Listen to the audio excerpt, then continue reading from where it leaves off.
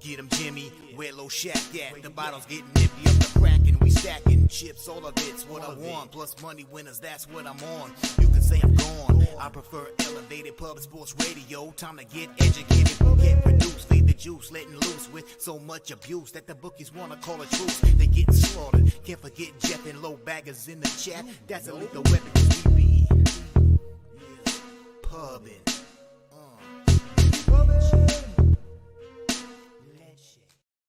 Cappers, gamblers, punters, hustlers, low baggers, happy Friday, July 8th to all of you. Thank you for watching Betting with the Bag right here on Pub Sports Radio. Middling day yesterday, 1-1 in CFL, and the Stamps win, 46-6. I'm sure I'm the only person who lost a bet on the Stamps. Stamps first quarter. Unbelievable. Very upsetting. Capped the game right. It was clear that if you have time to prep for Trey Ford's going to get stopped, and the Elks are going to get stopped. And I didn't make enough money off of it, and it's upsetting, but it's okay. 2-2 with the push in MLB. Let me just tweet this out for everybody, which was also upsetting. Stayed off some spots I should have attacked. And middling, so back-to-back days where I lost a little bit of vig. Get this out. There we go. So I'm a little frustrated. 1-1 in CFL. We're still 12-6 on the season. 2-2 down 0.23 units. The breakdown from yesterday, Hunter Englehart's breakdown on Brisky was spectacular. I mean, God, it was a really, really, really sharp breakdown.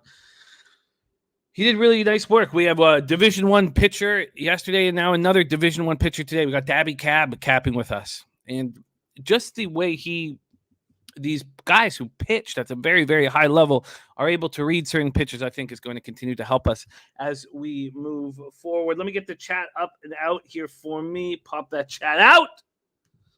All right. Great to see all of you guys. Thank you so much for rolling with us. We got James S. in the house. G. Martinez. Leonard. My man Leonard said, turning me into a CFL fan. I took Calgary at halftime after seeing what took place in the first half, as you should have. Great job. And then we had the weather stoppage for a long time, which kind of messed with things. Ronnie and Burgess is ready for a financially successful Friday. Well put. Von Polo in the house out of Charm City. And G. Martinez says, once Trey Ford went out, Dunzo. Shoot, even if he stayed in. Yeah, I think he was. I think that it's going to be very difficult for Trey Ford. You know, he's got to be able to throw the ball. Rob Free says that Padres cash was fire last night. Not for me, Rob. I had him on the -1 line. Hunter cashed on the first 5 -1/2, and I imagine that you did as well with that Manny Machado homer. But, Rob, you're seeing things extremely clearly right now in MLB, and you're a huge asset to us. And I mentioned you yesterday off your read with the Cardinals not supporting Michaelis. So I'm going to keep a close eye on how you see things. Rodney Barton announced, and look, as you see things clearly, I don't. So Friday mornings, I have radio.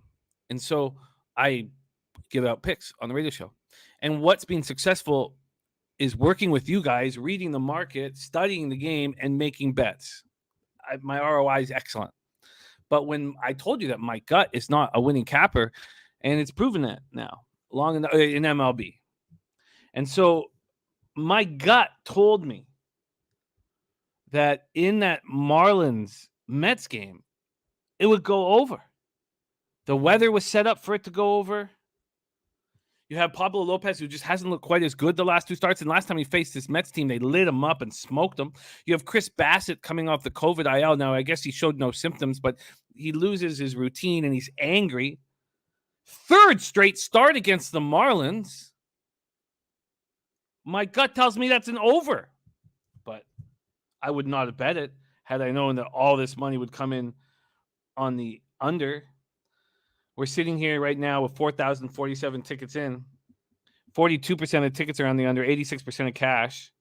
There is full line value right now, and we'll refresh it. Why don't I just move here and refresh it right now?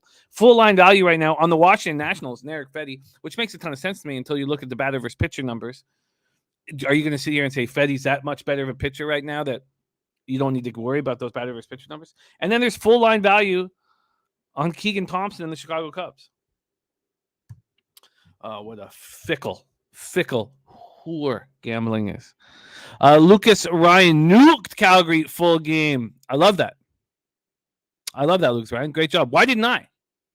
How could I have possibly, the way I capped that game, go 1-1 and lose a little bit of vig? Fucking ridiculous. LJ from H-Town, last day of vacation. Can't wait to get back to the States and make some money. Best bet Orioles on the run line. What a guy. I love my guy LJ from H-Town, whom you will see a lot more, especially when we get to basketball season back in action. But LJ is a big part of our family here. I'm going to copy and paste that. So best bet for LJ is the Orioles -1.5. So there's a perfect example. Another perfect example of a game I want to talk about. This Orioles game, I was like, come on. You telling me that 6'8", 265-pound Tyler Wells isn't going to keep pitching well? Reed Detmers is not to be trusted? And then look at the market move. There was a 25-cent move. And, of course, the site we've been using has been down, so I've been using Action. But this was from me, a -155 at Bet365 goes down to -130. How could there be a 25-cent move to the Angels? How? So, of course, I don't bet it. Got to keep with the system that's working right now. But I get it. James S. says, like that shirt. Thank you, man. Small town, where am I moving? Small town soldier, Joey Spencer. Hopefully going to be next lightweight champ out of Michigan. Thank you, James. Thank you, my guy. And Joey Spencer's cousin is our very own R2D2, Finland. Our guy who gives us all the KHL and Finnish Elite League looks. They're saturated in the house as D-backs blew up my shot at glory last night. Well, look, there it is again. The eye test would have told you got to bet the over in that game. Look at Gomber and Keuchel. But you look at the market, the market was fishy as fuck, man. The market was saying something totally different. So I saved money there. I'm going to be a better capper when I take the under and trust what's going on. But there's another spot. The baseball is very, very tricky for me because a lot of the things that you first see that you expect are wrong. And we're winning this year. Now, but look, that's the way I do things. Like, Jose is a completely different capper, and he's very successful. So it's just because I look at that Keuchel Gomber start, and I'm like, these guys are going to get lit up. Wait, why is it a 9.5? Wait, why are they begging us to bet the over?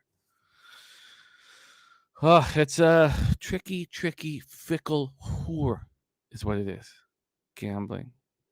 But there's nothing wrong with whores. I should find out a different analogy for that. Rob Free, $500 parlay for me today. Astros, Rays, Golden State Warriors Summer League. Ooh-wee. That's a big boy bet by Rob Free. Let's copy and paste that. That's exciting. All right, let me pop that in here right after. I got JPZ's action. Astros team total over 4.5 at +105. Pirates team total over 3.5 at +105. And Dodgers team total over 4.5 at -125 for our guy JPZ. The Dodgers game pissed me off because when we went over Leiter, I'm like, how does Leiter not get lit up and smoked by these Dodgers? And exactly that happened.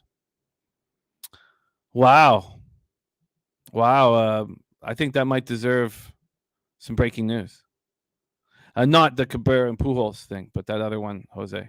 Anytime you want to drop that, that's extremely interesting, and I'd like to talk about it.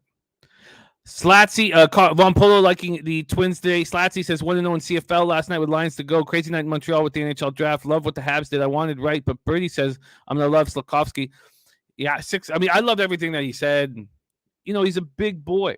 If you're gonna be wrong on a kid, be wrong on a beast. Be wrong on a 6'4", 230-pound 18-year-old instead of being wrong like it's possible the Canucks are going to be wrong on a 5'11", 165-pounder. Drug Monkey RX needs a good Friday. AOD in the house. Chad Cannon. Cards plus 195. That was gorgeous. Gorgeous. And you deserve better on the Diamondbacks. That was unfortunate. I mean, to actually trust Keuchel and have him have an okay start, I mean, you deserve better. I love you, AOD. Let's get it. Nick says I should have known not to take the Angels full game. Hunter, there he is. Great job, Hunter. 4-2 yesterday, another winning day. So I'm looking forward to. I love tracking these guys, these cappers. I'm very much looking forward to tracking Hunter. He's very, very skilled. And Leonard saying Engelhart is very impressive so far. I like his style. There's B-Ball in the house. There's Clint, start of the Die Hard MMA podcast. Red Girl ready to get to work. A lot of love coming in. And here we go from Clint, UFC Vegas 58. I like Gore and under 2.5 in Johnson Malarkey. So I made my first UFC bet of 2022. I tailed Nikki Fish Tank's parlay. And it was good to me. And I bet a little over a unit. A little over a full unit. I didn't have any or much. I guess I only had CFL action that night. So it was not a big bet. It's $250, but nice for it to cash.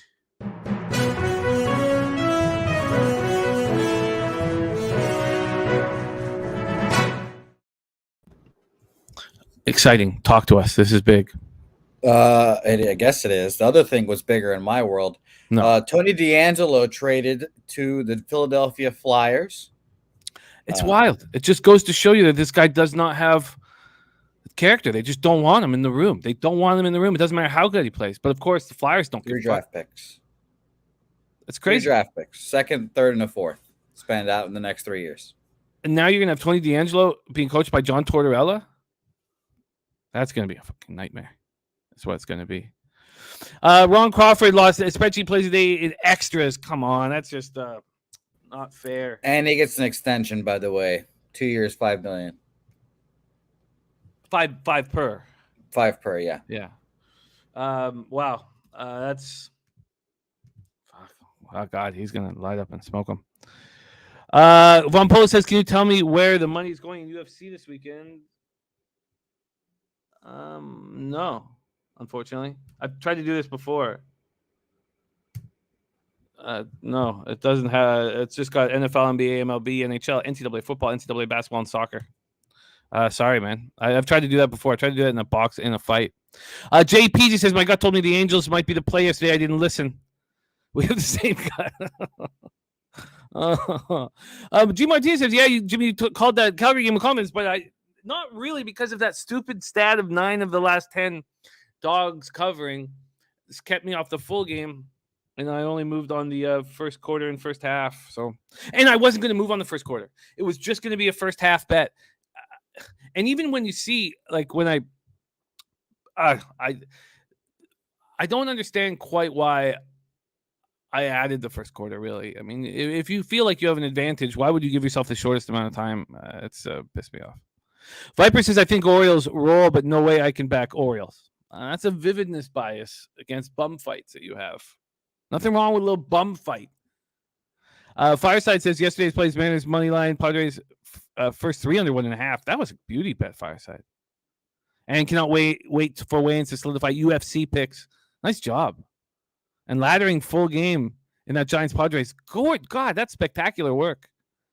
Sammy Comer says, "Good morning. As a Blackhawks fan, I'm fucking furious with our front office. Make it make sense. Why not trade Kane and or Taves not to bring Cat?" Well, I think that the only thing I can think of is that they met with those guys, and those guys are just going to be in it for the long haul. But I know I can imagine to bring Cat and Doc leaving would upset anybody. I can imagine that. There's Brent ready to go. Okay, we got to get to work. And Wallaby says, "Joey Spencer connections to pub sports." That's right. Yeah. Joey's cousin, RTD2 Finland. And so we support Joey Spencer. And we will continue to do that. And we'd like to go watch him fight. Okay, we got to get to work, guys. Sorry, I can't give you guys all shout-outs. You all deserve them. We got Jack Jenkins, Lucas Ryan, GTM. A great, great group. Slatter says, Jimmy, I found the Stamps are always slow starters, which is why I only played them first half. Yeah, that was my whole plan. God. Dommy Gunn took Marlins team total over yesterday. I was shocked at Williams' performance. Yeah, it hurt me. It hurt us all. Lamont Williams, max bet, Tampa Bay first 5 under 3.5, and he's out. Just comes in to drop a best bet, and he bounces. Our guy, Lamont Williams. Let me copy and paste that here. Don't panic says the Orioles have been the champs of the bum so far. It's a good way of putting it. Spreadsheet play today is the White Sox for our guy, Ron Crawford. There's Timothy Murray in the house, extremely successful thoroughbred horse owner, and he runs at a bunch of tracks up here, especially Woodbine. He does do a little bit of running too down at Fort Erie. I love that guy. Timothy Murray, thank you for joining us. All right, it's time to get to work. Time to get to work right now. So let's get into CFL and keep it going. Sammy Comer says tailing the Lions tomorrow. Okay. So let's start with the Friday game here. Friday, July 8th. Ottawa REDBLACKS at Saskatchewan Roughriders. Mosaic Stadium in Regina, Saskatchewan. So there have been times, and last year was an example of it. There have been times when a certain team is just must back at home. And the Ticats made us so much money last year. And the Roughriders at Mosaic Stadium, to me, are just must back. And I paid some juice. First half -3 at -125. And the full game -6. I just feel like they're just too dangerous, too tough to beat. Have everything going for them. God, I don't even need to pay the juice anymore. It's gone down 10 cents. The REDBLACKS have a good offense, but they have some problems. Let's break this down. So I read that the Roughriders opened as 10-point favorites. I never saw that anywhere. They opened up at Bet365 as 7.5-point favorites. That was Tuesday the 5th at 8:26 p.m. This total hasn't moved from 45. Otherwise open, and you know what? And we have seen all overs last week, and we started the first CFL game with an over as well, and it's gone up to 46. G. Martinez nails it. He says Ottawa's defense ain't that great, right? No, it's bad. It's bad. And let's talk it out here. And G. Martinez says Sask will run down your throat. You guys are exactly right. Canadian Cabbie says CFL so easy last night. It was so bad. I screwed it up somehow. And Rob Free says Cincy coming off a doubleheader, scores combined 7 runs in 18 innings yesterday, and now face arguably the best left-hander in the game. Don't overthink it. The problem here, Rob, for me, and we'll double check that, but it wasn't about overthinking. It was just that there's rain. There's rain in the beginning of the game. There's rain late in the game. There's only like a short window where there's no rain. And I just don't want to be in a situation where all of a sudden I don't have McClanahan. But we'll talk about that. That's the only reason why I wouldn't be all over your play, all over it. But it was the rain. But we'll refresh the weather and take a good, close look at it. So Ottawa's opened the season with 3 losses, but they come against very tough competition, and that tough competition doesn't end. If their defense can get healthy, they're going to be bet on. If they get beaten up badly here, there's going to be some nice gambling opportunities to back these REDBLACKS. They opened with the home with 2-time defending Grey Cup champs, the Bombers, then had the upstart Lions pay them a visit last week. 2 of those games finished within 3 points, all within 1 score. But, man, rowdy Mosaic Stadium. It's the toughest place in the CFL to play. There's only one professional sports team in Saskatchewan.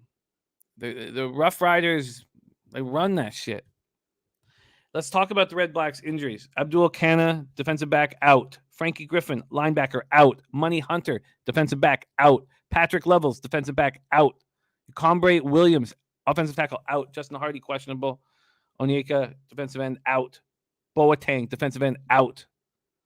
They also have 2 receivers out, Ryan Davis and Tavon Smith, but that defense is just destroyed right now.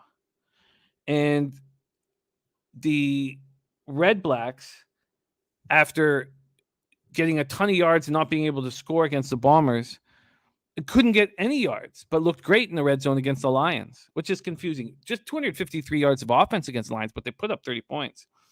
Just 162 yards through the air from Masoli. Saskatchewan bounced back from their ugly 37-13 loss at Montreal by beating them in the rematch at Mosaic 41-20. And it's not their offense.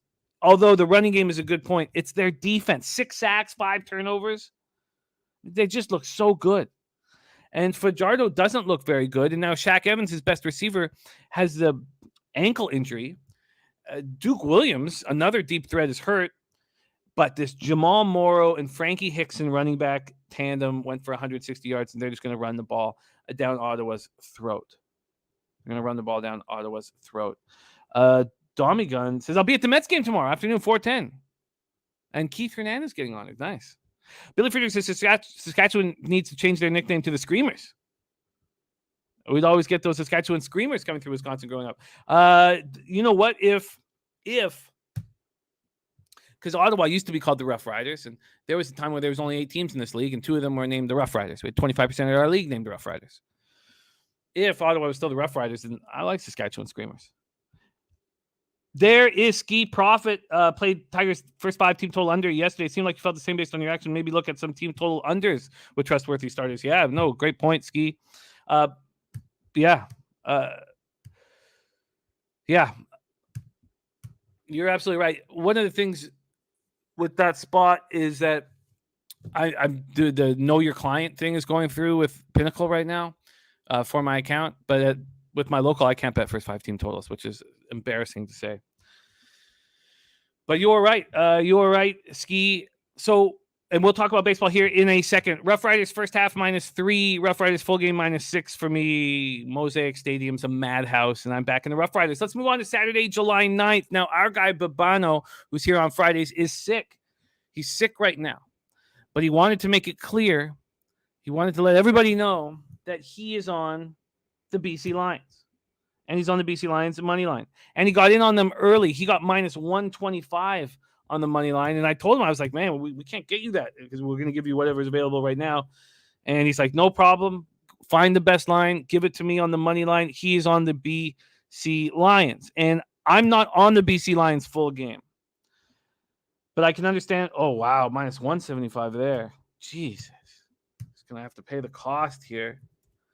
Circa. Let's move over there. I did catch the first 5 under in that baseball game, though, Ski. So it was I did lose the VIG on the White Sox -1. It was a hell of a breakdown by Hunter yesterday. Let's just move over and see what I can get him at Circa right now quickly. CFL. Give me a better line. Jesus. Can anybody find a better line than -165? Because that's the best line we can find right now. There's Ulysses Hayes in the house. I'm only on the Lions first half. First half -2 at -110 is what I'm on. I only am trusting the Lions in the first half. I can understand anybody who watched the Bombers fall apart in the second half against the lowly Argonauts last week, and knowing that the Bombers are on back-to-back road games, would want to back the Lions. And I get it.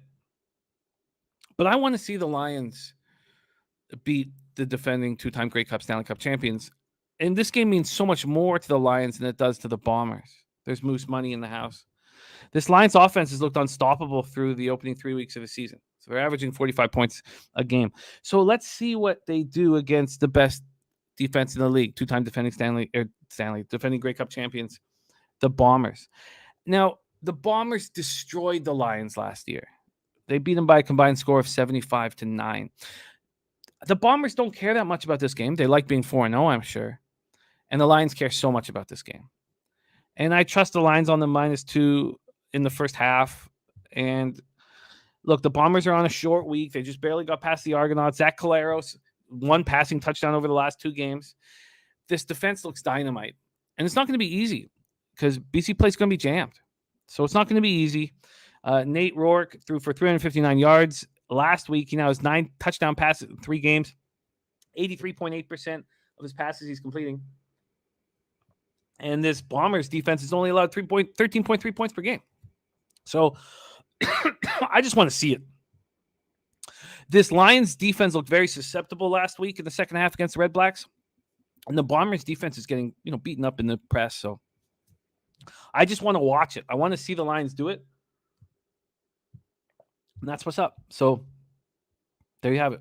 I'm on the Lions first half -2 at -110. So 3 bets for me. I'm on the Roughriders first half -3 at -125. Roughriders full game -6 at -115. Then I'm on the Lions first half -2 at -110. And I want to see how high this total goes up in Saskatchewan. I'd like to see how high that total goes up. And I have some interest to see how high this total goes up in BC. So we're going to head over to MLB here in a second, but let's just do one last quick line history spot in football. And then we'll move right on. So I just want to see what the total has done exactly in this Lions game. So we just keep seeing these overs hitting and overs and overs and overs hitting. There's been no real movement. 48 to 48.5, and then back to 48, which is a really sharp line. I wish it would hit 50 or 51, and I'd try to get under it. Okay, so there we have it. There's CFL. We are looking strong thus far this year and should be looking stronger. I swear to God, I'm the only person in the industry that lost a bet on the Calgary Stampeders yesterday. All right, there's Professor Chris. There's my guy, Ick Schnizzle. And let's move on to MLB. We went 2-2 yesterday, down 0.23 units. We cashed that Pittsburgh Cincinnati first 5 under 5 easily. Lost the Marlins first 5. And, I felt uncomfortable about the Marlins first 5 because I don't trust Daniel Santana. I don't trust him. And the reason why is because the Marlins don't trust him. It's 3 years he can't crack this rotation as a starter. I mean, 3 years he starts in the minors. I mean, I just thank you, Billy, for checking. -165 is the best you can find. So, and then there was every reason to believe that Williams might be vulnerable, but the market wasn't moving towards the Marlins. And it was, but whatever. Detroit, Chicago, White Sox first 5 under 4 plus 100 cashed. White Sox first 5 -1 did not, and Padres -1 full game was a push. It is now time to bring on your guest here on Betting with the Bag. It is nice to have him back. He's been successful on this show. 8 wins and 6 losses, hitting at 57.1%, plus 1.87 units, ROI plus 13.36%, average line -106. He was drafted by the Milwaukee Brewers, and he's right here on the show with us. We've had back-to-back Division I pitchers on our show. Hunter yesterday, and your next guest, who started at Texas Tech. Please welcome to the show, Cabbie Cab in the house. Cab, how are you, my man? Good, man. Good. I'm excited to get into this card and make some fucking money today, man. I'm excited for it. How about you? I'm very excited for it, but I'm extremely upset that I just don't want to make a bet before the show anymore. And watching everything scream to me that this total was going to go over in the Mets Marlins game. And then when I first looked, because there was not enough information, when I moved on it last night. When I first looked this morning, and I was like, it's like, oh, it was the first thing I thought of. It's like as soon as I opened my eyes, I was like, oh God, fuck. And when I looked, and there was 99% of the money on the under. And I was like, that's crazy to me though, because Lopez and Bassett, both of them in their last 7 starts, I mean, they're not neither of them are looking great. Every angle to me was saying, oh, I like this for the over. And then that was one of those games, shout out to Razor. He does his gambler's first glance where he says, it looks one way, but then when you cap it, it's another. When I first looked at that, I thought under. And then when I capped it today for the show, over is what I would think. I didn't play it, but now that I've capped it, over is first 5 over is where I'd look on it actually, which is shocking because initially I thought under. Yeah. Yeah. God, it just made me so angry. But let's start at another game that I can completely understand. And I wouldn't have bet if I didn't have radio Friday morning, I wouldn't have bet it last night. I wouldn't have done it. Why? I know what's working for me. It's very simple what's working for me. Why would I do anything differently? It was just that I have to have something for this show, so I fucking make these 2 bets. And I almost bet the Orioles too. And that would have been a 25-cent move against me. So it's upsetting.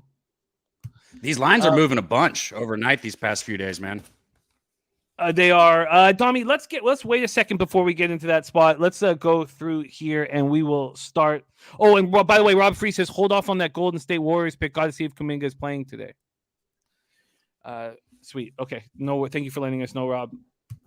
Okay, let's get to work. Cabbie, we start at 6:40 p.m. Eastern. God, I get so excited for the 6:40 game on Friday night, man. Especially, I don't drink from Sunday through Thursday, so it's just going to be me and Carter here. Me and Carter hammering back drinks, waiting for this, because I got to take over with Carter at about 6 o'clock. Just be the two of us getting hammered, watching the ball game. Tampa Bay Rays 45-37, 20-20 on the road at the Cincinnati Reds, 29-54, 15-28 at home. We're at Great American Ballpark in Cincinnati, Ohio. I will refresh my weather report because it kept me off moving on McClanahan, which I knew a lot of people would want to do. And it looks better now. Looks a lot better. So good. Now we have just possible light rain and humidity, and then there's possible light rain again at 9. So that's much better. Before it was rain at 6, and then possible light rain at 8. So that's much better for you guys back in the Rays. 78 Fahrenheit, 3.9 miles per hour in. 3.9 miles per hour in. There's Wine Time Sports in the house. Let's take a look at the line history here in this one, and I don't think I can use this site, so I'm about just to ditch it. But let me see if they have anything for us here. Oh man, they need some fucking programmers for this company. Okay, I'm ditching it. Okay, so we're going to be using the Action Network, so I can't give you the Bet365 openers and closers, but that's fine. We're going to use the Action Network here. So the Rays at these legal books supposedly opened at -115. Now you see -174. So that's what it says here. I hate this shit. I hate what? I saw -150, but that's the lowest. I saw that too. And I'm just saying what I saw. Like, I didn't look at a site that was telling me, hey, best line. But the best I saw last night was -150. But obviously, a couple of these lines here would have come out, and they don't even tell me what. It just makes me want to smash my computer. I like the system that we have going with the company I used to work for, but they were sold, and I don't know what's gone on with them for the last year. The site is not. Maybe there's not enough programmers or whatever, but the site is not updating, and I can't use them all the time. I can't trust them all the time, and it infuriates me. And here at Action, they don't tell you what book was offering the Rays at -115. And we're just supposed to trust this shit. This total opened up at 8 and is now at 7.5. That's where we stand there. Let's go over to the cash here in this one. And we have, God, it's funny because capping is so enjoyable, but it's also so infuriating at the same time. Oh, yeah. When something kind of doesn't go the way I want it to, I just start sweating. It's always happened in my life. Like when I can't bet, because I have a handful of a small handful of books that I use, especially where I'm at in Texas. When I can't bet something the night before, and then the line moves a whole bunch, and when I finally can bet it by the morning time when the lines are showing for me, it pisses me off so bad. Yeah. No, I know. Whenever I look at the Pinnacle lines, I get angry. And now I thought I could start working with them, but they've got to do the know your client thing right now with me. So whatever. It is, a lot of this is infuriating. And the thing that we all talk about that we got to work on is not letting the losses hurt way more than the wins feel good. We know that will still happen, but we got to be consciously aware of that, talk it out. It's like we need like a group therapy session where we just all talk about how painful the losses are. So we all know that, we've all been there. We all know how horrible, how much it hurts, and how the victories don't feel good. And we had a lot of guys like at our poker game stop playing poker because when they did okay, which was rarely, but when they lost, they would get so angry, and we'd laugh our asses and point at them when they walked out, that they just stopped coming, which is understandable. So let's take a look. We have 7,376 tickets in, 92% of the tickets, 98% of the cash on the Rays, 44% of the tickets, and 81% of cash on the under. Ski Profit says McClanahan 6+ Rays, and you win -120 if you're into that. That's an interesting, very, very interesting look. Top set coming off another winning night. Brian Watson, that is Shane McClanahan, who is pitching 9-3, 1.74 ERA, 0.81 whip, 98 in the third, 133 K, 17 walks, and 11 home runs. In his last start, he was excellent. Again, it was a 6-2 win at the Jays. He's been so good on the road this year. 2-1, 1.44 ERA, 150 opponent's batting average. On the road, he's 2-1 with a 1.44 ERA, last start, he was 7 innings, 3 hits, 1 earned run, 10 Ks, 1 walk. Luis Castillo, though, is very dangerous. He's just very dangerous. So I like what Ski is doing because there has to be some fear. There has to be some fear that Castillo could be lights out. Castillo 3-4, 3.09 ERA, 1.14 whip, 66 Ks in 64 innings. His last start, he went 7 innings, 6 innings, 1 earned run. It was a solo shot, 6 Ks and 1 walk in a 4-3 win at home versus the Braves. But Castillo hasn't been good at home. That was his first real nice, well, not first, but one of his rare, really nice starts at home. 1-1, 4.18 ERA, 222 opponent's batting average. CT Base has Rays run line. Reds went extras with Mets in 18 innings yesterday. Rays versus righties, 233, 678 OPS. Reds versus lefties, 251, 722 OPS. That number's climbing. Rays bullpen, 3.35 ERA, 1.19 whip. Reds bullpen, terrible, 5.49 ERA, 1.49 whip. Take it away here, Cab. Rays, Reds. Okay, so and I've been tussling back and forth because I got the other show tonight, and not tonight, but I've got to have five bets for it. Which I'm one of those people where if I give something out, I bet it. I just can't help it. Like I have to, and so I've bet all 5 of these things tonight. I've got 2 plays on this game, just because it's McClanahan, and I couldn't. And I also with the Reds going 18 innings, like CT just said yesterday, their bullpen shot. I couldn't help it. I took 2 on the Rays here. I think I'll probably just, for you guys, let you know that I probably feel best about the full game, especially with the way the Reds bullpen's been and how Castillo has the chance to. He has the ability to shut anybody down, especially a Rays offense, that's hitting 233 versus righties this year.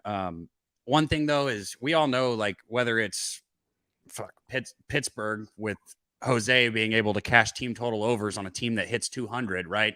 Baseball goes like this with the bets. It's just what it does. And right now in this month, even though there's only 253 at bats, the Rays are hitting 289 this month, right? In those 253 at bats. So right now they're trending up. The Reds on the other side, they hit lefties well, 251, but this month in their 249 at bats, they're hitting 189. So the Reds were kind of going up, and now they're being like, oh, yeah, we're the Reds, right? They're remembering who they are. McClanahan with his 1.74 ERA and the 0.81 whip is what just really gets me with him, man. He's just been dealing.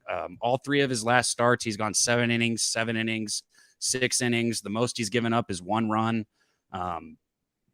He's got 133 strikeouts with only 17 walks. Like, holy shit, this guy is good, man.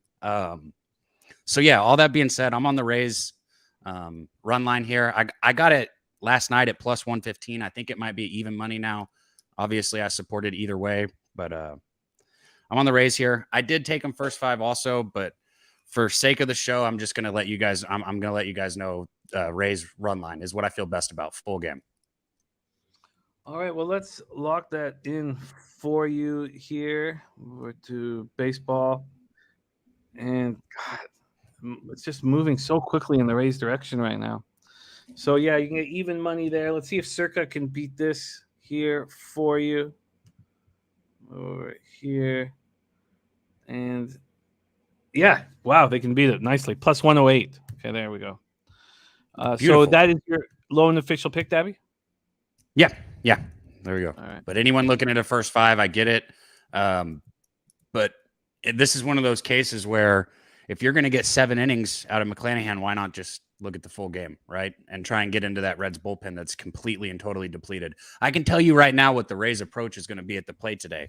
They're not, it better be. They better not be up there swinging at the first fucking pitch. I don't care how fat it is. They should be up there taking pitches and trying to get Castillo into a higher pitch count. Because like I said, this Reds bullpen is just depleted.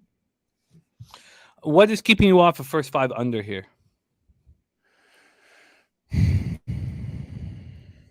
If anything, because I did kind of think about that too. If anything, you even said it. This ballpark can sometimes play to an over. We've got humidity out. the Reds, I'm not so much worried about them. And the Rays are one of the teams that I like to look at unders with. But like I said, they're hitting 289 and they're 253 at bats this month. Obviously, that can change quickly. But right now, they're hitting the ball. Yeah, I don't know. The first 5 under is not a bad look. I don't hate that at all. I don't have anything really to deter you completely from that. I definitely wouldn't go over. I'd be curious to see. Let me just move over to T-Max said Cincy versus lefties. Yeah, they're hitting 251 on lefties. And they did the Reds were tearing the cover off the ball last month. They hit 277 in the month of June. But like I said, and they're 250 at bats or 249 at bats this month. They're hitting 189. It's baseball. There's going to be ups and downs in every lineup from the best team to the worst team. It's just how it goes. Wow. Sorry, anonymous. Wow, it's down to 4. Jesus. God, how it moved? The Roughriders game. Oh. God damn. That's just nuts. So this is the second time. When did it happen? It happened again last week. As if like right after Babano and I broke down the game, it just went heavily against us, as if they were just listening for our breakdown and saying, I'm going against this shit. God, anonymous, it's down to 4. Oh God. Just start sweating. Okay. I hear what you're saying on the Rays. I guess I should have kept refreshing the weather, because it was the weather that made me uncomfortable. But I get exactly what you're saying. I think the Rays run line does make a ton of sense. And I can understand some fear in the first 5 under. But you just think with the lack of appearances, with an interleague spot, that this might be a really nice chance for both pitchers who have not seen the opposition. Let me just move over and just. I don't disagree with that at all, man. There is no way in hell I would play an over. If I had a free play on a total, it would be a first 5 under. Let's just see if anyone's seen these guys before quickly, and then we'll just move on from this spot. Well, Dabby Cab is locked in here. And I like that you got 5 spots on the board. As I track your action, we usually like 3. I know you like 3. Yeah, I don't know. That's just my number. Well, no, the way I just trended it towards would be 3 again today, though. If you want all 5, the first 5 is one of the ones that I sent in for this, and I bet it also. Anything I send in, I bet. But I just don't feel as good about the first 5 here with Castillo on the mound as I do about the full game, especially with the Reds bullpen. All right, God, what the hell's going on? This MLB is messing up right now. So okay, we'll just move on. God. 3's that magic number, man. I don't know what it is. I cannot. Sorry, I'm just like the Roughriders game going to 4. Like it's just just fucking with me. Okay. God damn. All right, we move on to 7:05 p.m. Eastern. This was another spot that I wanted to attack immediately, and I probably would have. But I had another spot, and I was like, I'll just focus on that. I am shocked that with all the action, like look at this action. Everybody believing the Orioles are in a nice spot right now, and that it's time to put our foot on the throat of the Angels. 82% of the tickets and 83% of the cash is on the Orioles.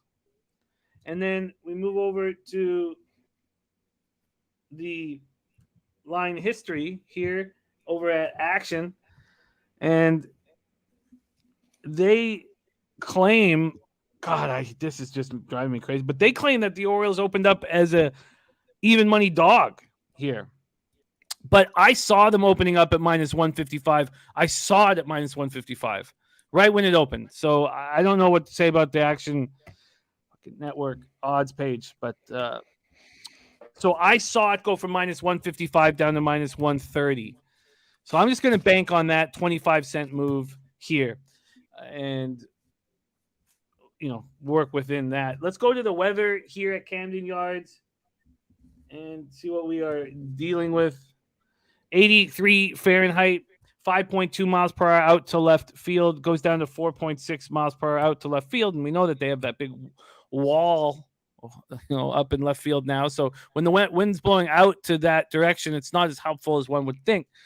Reed Detmers going up against 6'8", 265-pounder Tyler Wells. Reed Detmers 2-3, 4.66 ERA, 1.10 WHIP, 58 innings, 44 Ks, 21 walks, and 11 home runs. In his last start, he went 5 innings, 5 hits, 5 earned runs, 2 homers, 6 Ks, 2 walks, and a 12-11 extra inning loss at home versus the Royals. He's been so bad on the road this year. 0-1, 6.86 ERA, 282 opponent batting average.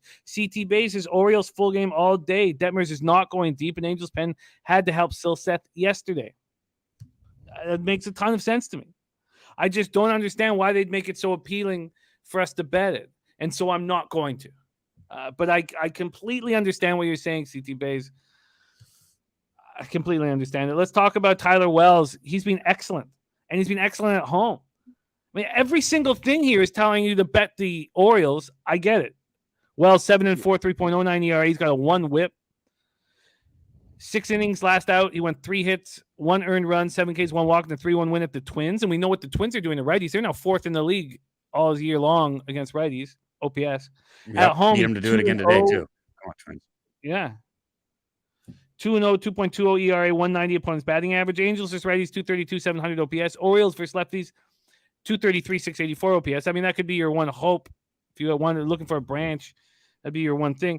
Angels bullpen, 3.99 ERA, 1.23. Orioles bullpen being so good this year. 3.26 ERA, 1.21 WHIP, converted 22 of 31.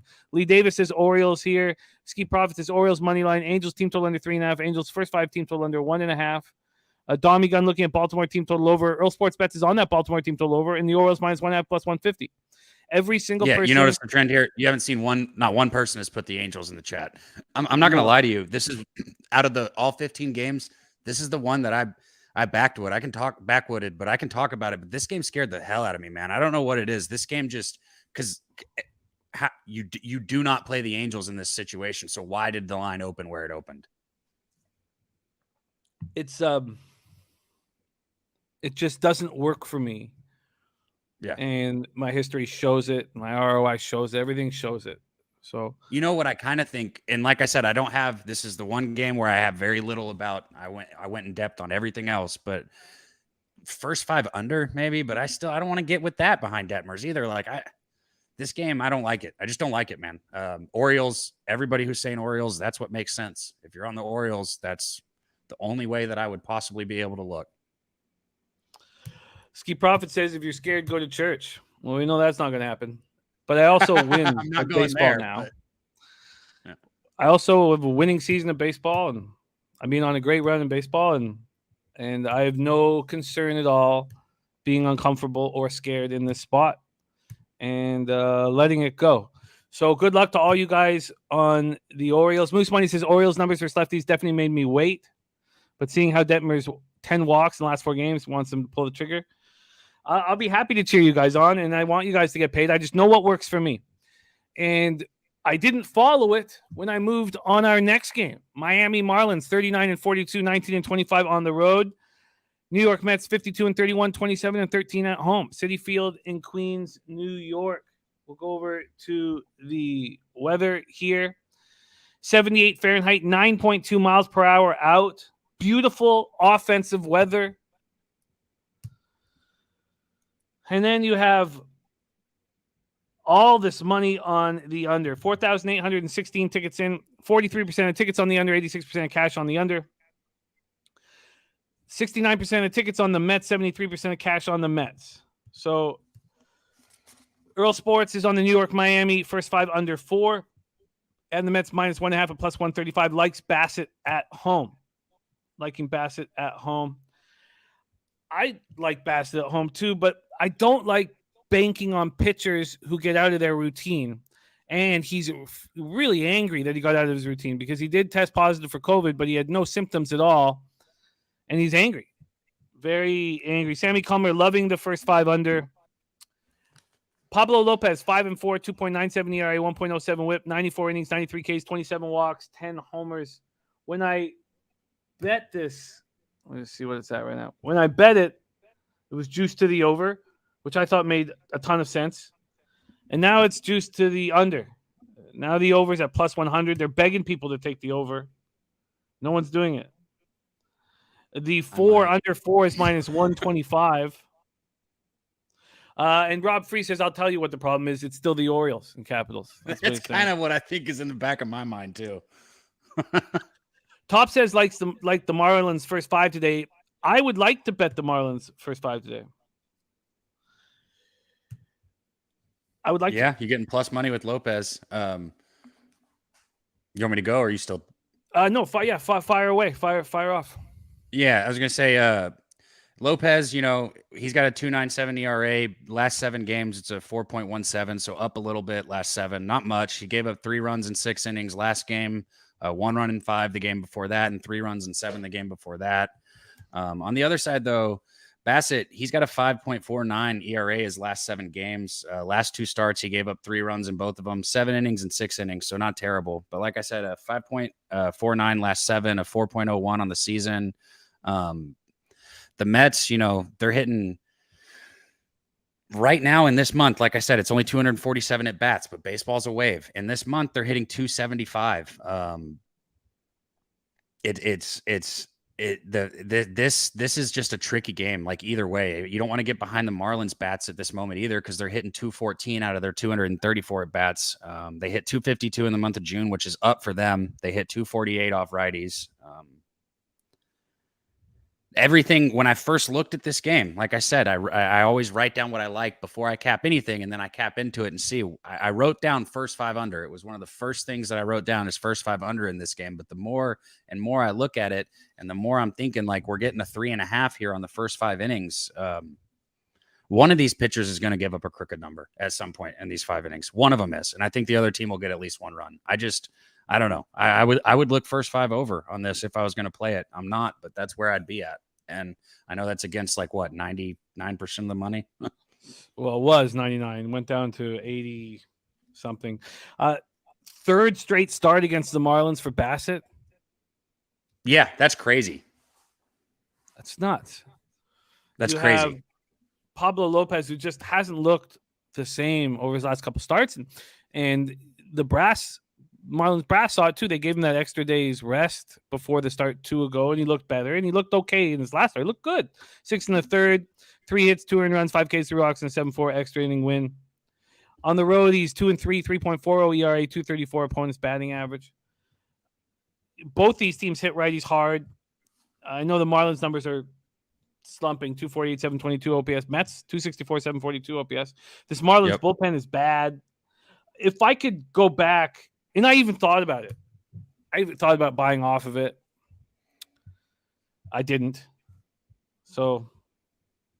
What are you on right here? I'm on first 5 over and full game over. First 5 over 4, full game over 7.5. I don't hate. I mean, you heard what I just said. I'd go. Hey, man. Sometimes it's like this for a reason, man. I'm just saying, if everybody's on the under, and you've got a 5.49 last 7 and a 4.17 last 7 on the ERAs, man. Like these guys are somebody's going to give up a crooked run. Or crooked number. That's my look at it. Like somebody's giving up a 2 or a 3 spot at some point in these first 5. Yeah, I just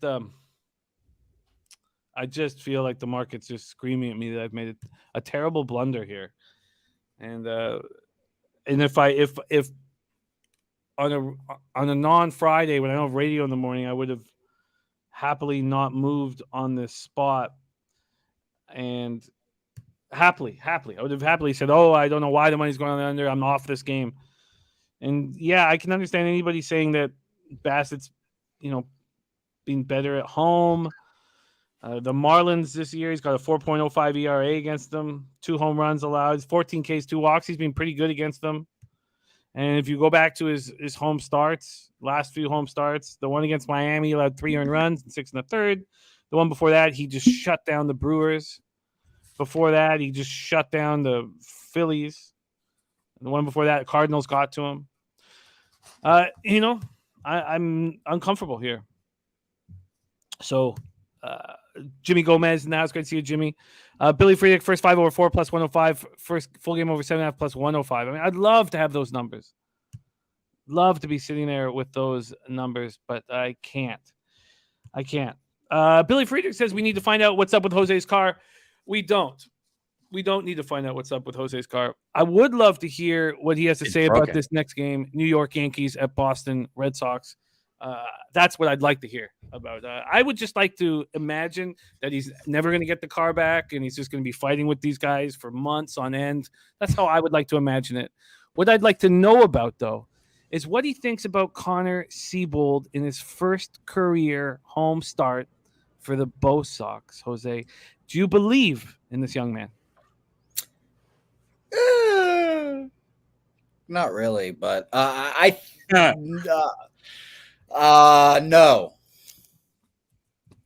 There, no.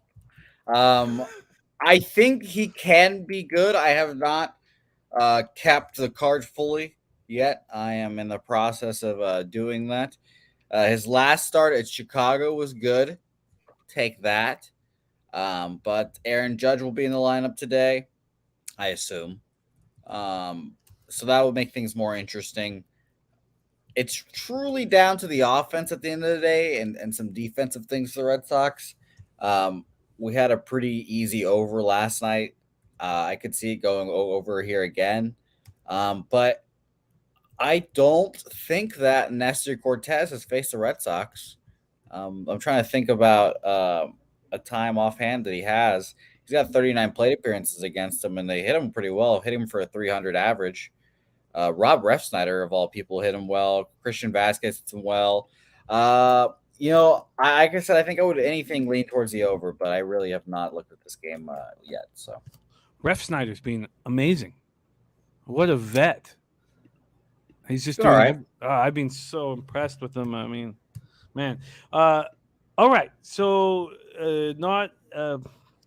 no faith in Connor Seabold. Whoa. That's a little aggressive. He could pitch well, but I would be shocked. I would be pleasantly surprised if he did so. Robert Franklin says Yankees get knee deep in Seabold today. I mean, his first start against the Yankees, Boston Yankee. Come on, man. Put somebody in the fire one time. Yeah, Winkowski, this was the same somebody thing. Out to the wolves one time. Jesus Christ, man. It's worrisome. It's worrisome. His first start, he was nervous. His second start, he pitched well, less nervous. In Wrigley, now he's coming home. Red Sox, Yankees. We've already lost one, so this will basically he got through 4 innings both of his first 2 starts, and now he's going against the Yankees at home. And you know, I'm off this game, but I don't see how you don't look Yankees first 5 here. It does not set up well unless Jimmy has a line value thing or a dramatic cash thing, like with Keuchel last night. Everyone and their moms, the line was moving towards Keuchel the whole day, and it was like, okay, well, it seems like Keuchel's going to pitch well. Unless something like that is happening, I probably wouldn't think he pitches well. Moose Money says he was much better in his second start and has pitched well in the minors, but Jose straight up shoving me off the fence. Let's break it down a little further. Yankees 16-23, 26-14 on the road at the Red Sox, 45-38, 21-19 at home. It was an excellent read you guys had on the game yesterday, and I saw you all cash on the overs and the Red Sox team total overs, you and Ragu and others. It was excellent work. Fenway Park in Boston, Massachusetts. By the way, in that Mets game, there is 70% of the tickets, 65% of the cash on the Mets, and the market is not moving in that direction at all. So, all right, let's talk about the molester, as he's been called in the chat, Nestor Cortez, and let's take a look at the weather as well. So in in Boston, 80 Fahrenheit, 7.2 miles per hour, out to right center, stays about that throughout the game. Take a look at the line history in this Red Sox-Yankees game. The Yankees open up minus 142. They're up to between minus 154 and minus 160. Not a big move towards them. This total opened up at 9.5, heavily juiced to the under. It's now slightly juiced to the over, 9.5. So let's take a look at the cash in this Yankees-Red Sox spot. 4,564 tickets in. 84% of the tickets, 94% of the cash on the Yankees. But they're not moving the line towards the Yankees. 71% tickets. Say what, my man? That's one of those things, it's like just like yesterday. Yeah, not quite as dramatic. Mm-hmm. I think one of the things yesterday, though, that was not being going from that thin air of Colorado to the dome to the roofed Diamondback Stadium. There's a few different things that we're saying. Both had got destroyed by the opposition in the last start. I wish I was good enough to just take the under instead of staying off of it, but I'm just not that good to be able to pull that off, and I wish I had of. But here in the Yankees-Red Sox game, we have a lot of money going to the over, 91% of the cash of the over, and a small move towards the over. All right, let's talk about Cortez. Last start at Cleveland, he looked good. 6 innings, 3 hits, 1 run, 6 Ks, no walks, 2.44 ERA, 0.95 WHIP. Tommy Gunricci was telling me that this guy's all over town, slapping ass. Who? Nestor Cortez, all over New York, partying, enjoying being the man. And since he's been enjoying being the man, we've seen his stats slip up a little bit. On the road, have you seen that mustache? I mean, he fucks, obviously. Yeah. The dudes with mustaches, they fuck. We don't know what it is they're fucking, but we know that they fuck for sure. Look at Spencer Strider. He fucks. Look, I imagine that would be the case. I'm not going to imagine it, actually, but his quads are ginormous. Road 4-3, 2.82 ERA, 225 opponent's batting average. Seabold coming off that 4 innings, 6 hits, 1 earned run, 4 Ks, 2 walks, 4.2 extra inning win at the Cubs. Yankees 243, 764 OPS versus righties. That sounds good until you hear what the Red Sox do to lefties. 267, 781 OPS. Yankees bullpen almost a full run better. Joe Yurkovich giving the ballpark pal 14 plus 14% for runs. I get it. When the wind's blowing out to right, that's a nice position to be in when you're batting at Fenway. So after another touch here, let's hear what Dabby Cab has to say about this spot. Is there an angle you can find? You're on mute, my man. You're on mute, my guy. Muted. Yeah. Oh, beautiful. Beautiful. No worries. I stayed off of it simply because of what you just said the Red Sox are doing against lefties. 267 against lefties on the season that's insanity. I mean, they're just absolutely destroying left-handed pitching. They're hitting 265 at home on the season also. I mean, this Red Sox team can hit, especially hit lefties. Cortez, though, on the other side, I love the fact that hitters are only hitting 199 off of him, and he's got a .95 whip. Like everyone in the chat saying, his last start was fine. 6 innings, 3 hits, 1 run. But the 2 before that were a little shaky. 5 and 4 innings, 3 and 4 runs. If anybody's going to get to him, it'd be the Red Sox. I'm off this game. I think that it caps for the Yankees' first 5. That's what makes the most sense, and I don't feel comfortable with that at all. I've got my play. I think the Red Sox first 5 might be very live. What do you have to say about that? I don't feel comfortable with it at all, so I didn't make any move on it at all. I think that the more look at these batter versus pitcher stats. You have Rafi Devers 2 home runs and 6 at bats against them. I'd kiss him right in the mouth if I saw him. Oh, that's just, well, you got to make everything. Never mind. Yeah, no, that's a good question. Well, I mean, I'm just telling you guys how I feel. Sorry. Got to express my love for Rafael Devers one way or another. That's not the right way to do it, I don't think. You could say I disagree. Hell, I disagree. I'd stick my tongue right in his mouth. Like, I would. Come on, I would. Jeez. Team total over 4, by the way, for me, Red Sox -110. Is that what book is that at? Bovada. Let me see if I can beat it then. Sure. But I also don't hate first 5 team total over 2.5 at +125 as well. Rather, obviously, that be a 1.5, but 1.5 is pretty juiced. So 4. Yankees team total, Red Sox team total. Oh wow, it's 4.5 at Pinnacle, and you got a 4 at -110. Let me just see what it is here. At Circa, they'll give you a 4. Red Sox team total. They are giving you a 4, -109. What were you? Oh, you got -110, so we'll give you the -109. All right.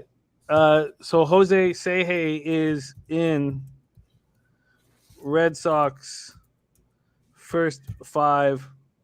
Oh, sorry. What am I doing? I'm thinking of myself. Team total over 4 -109.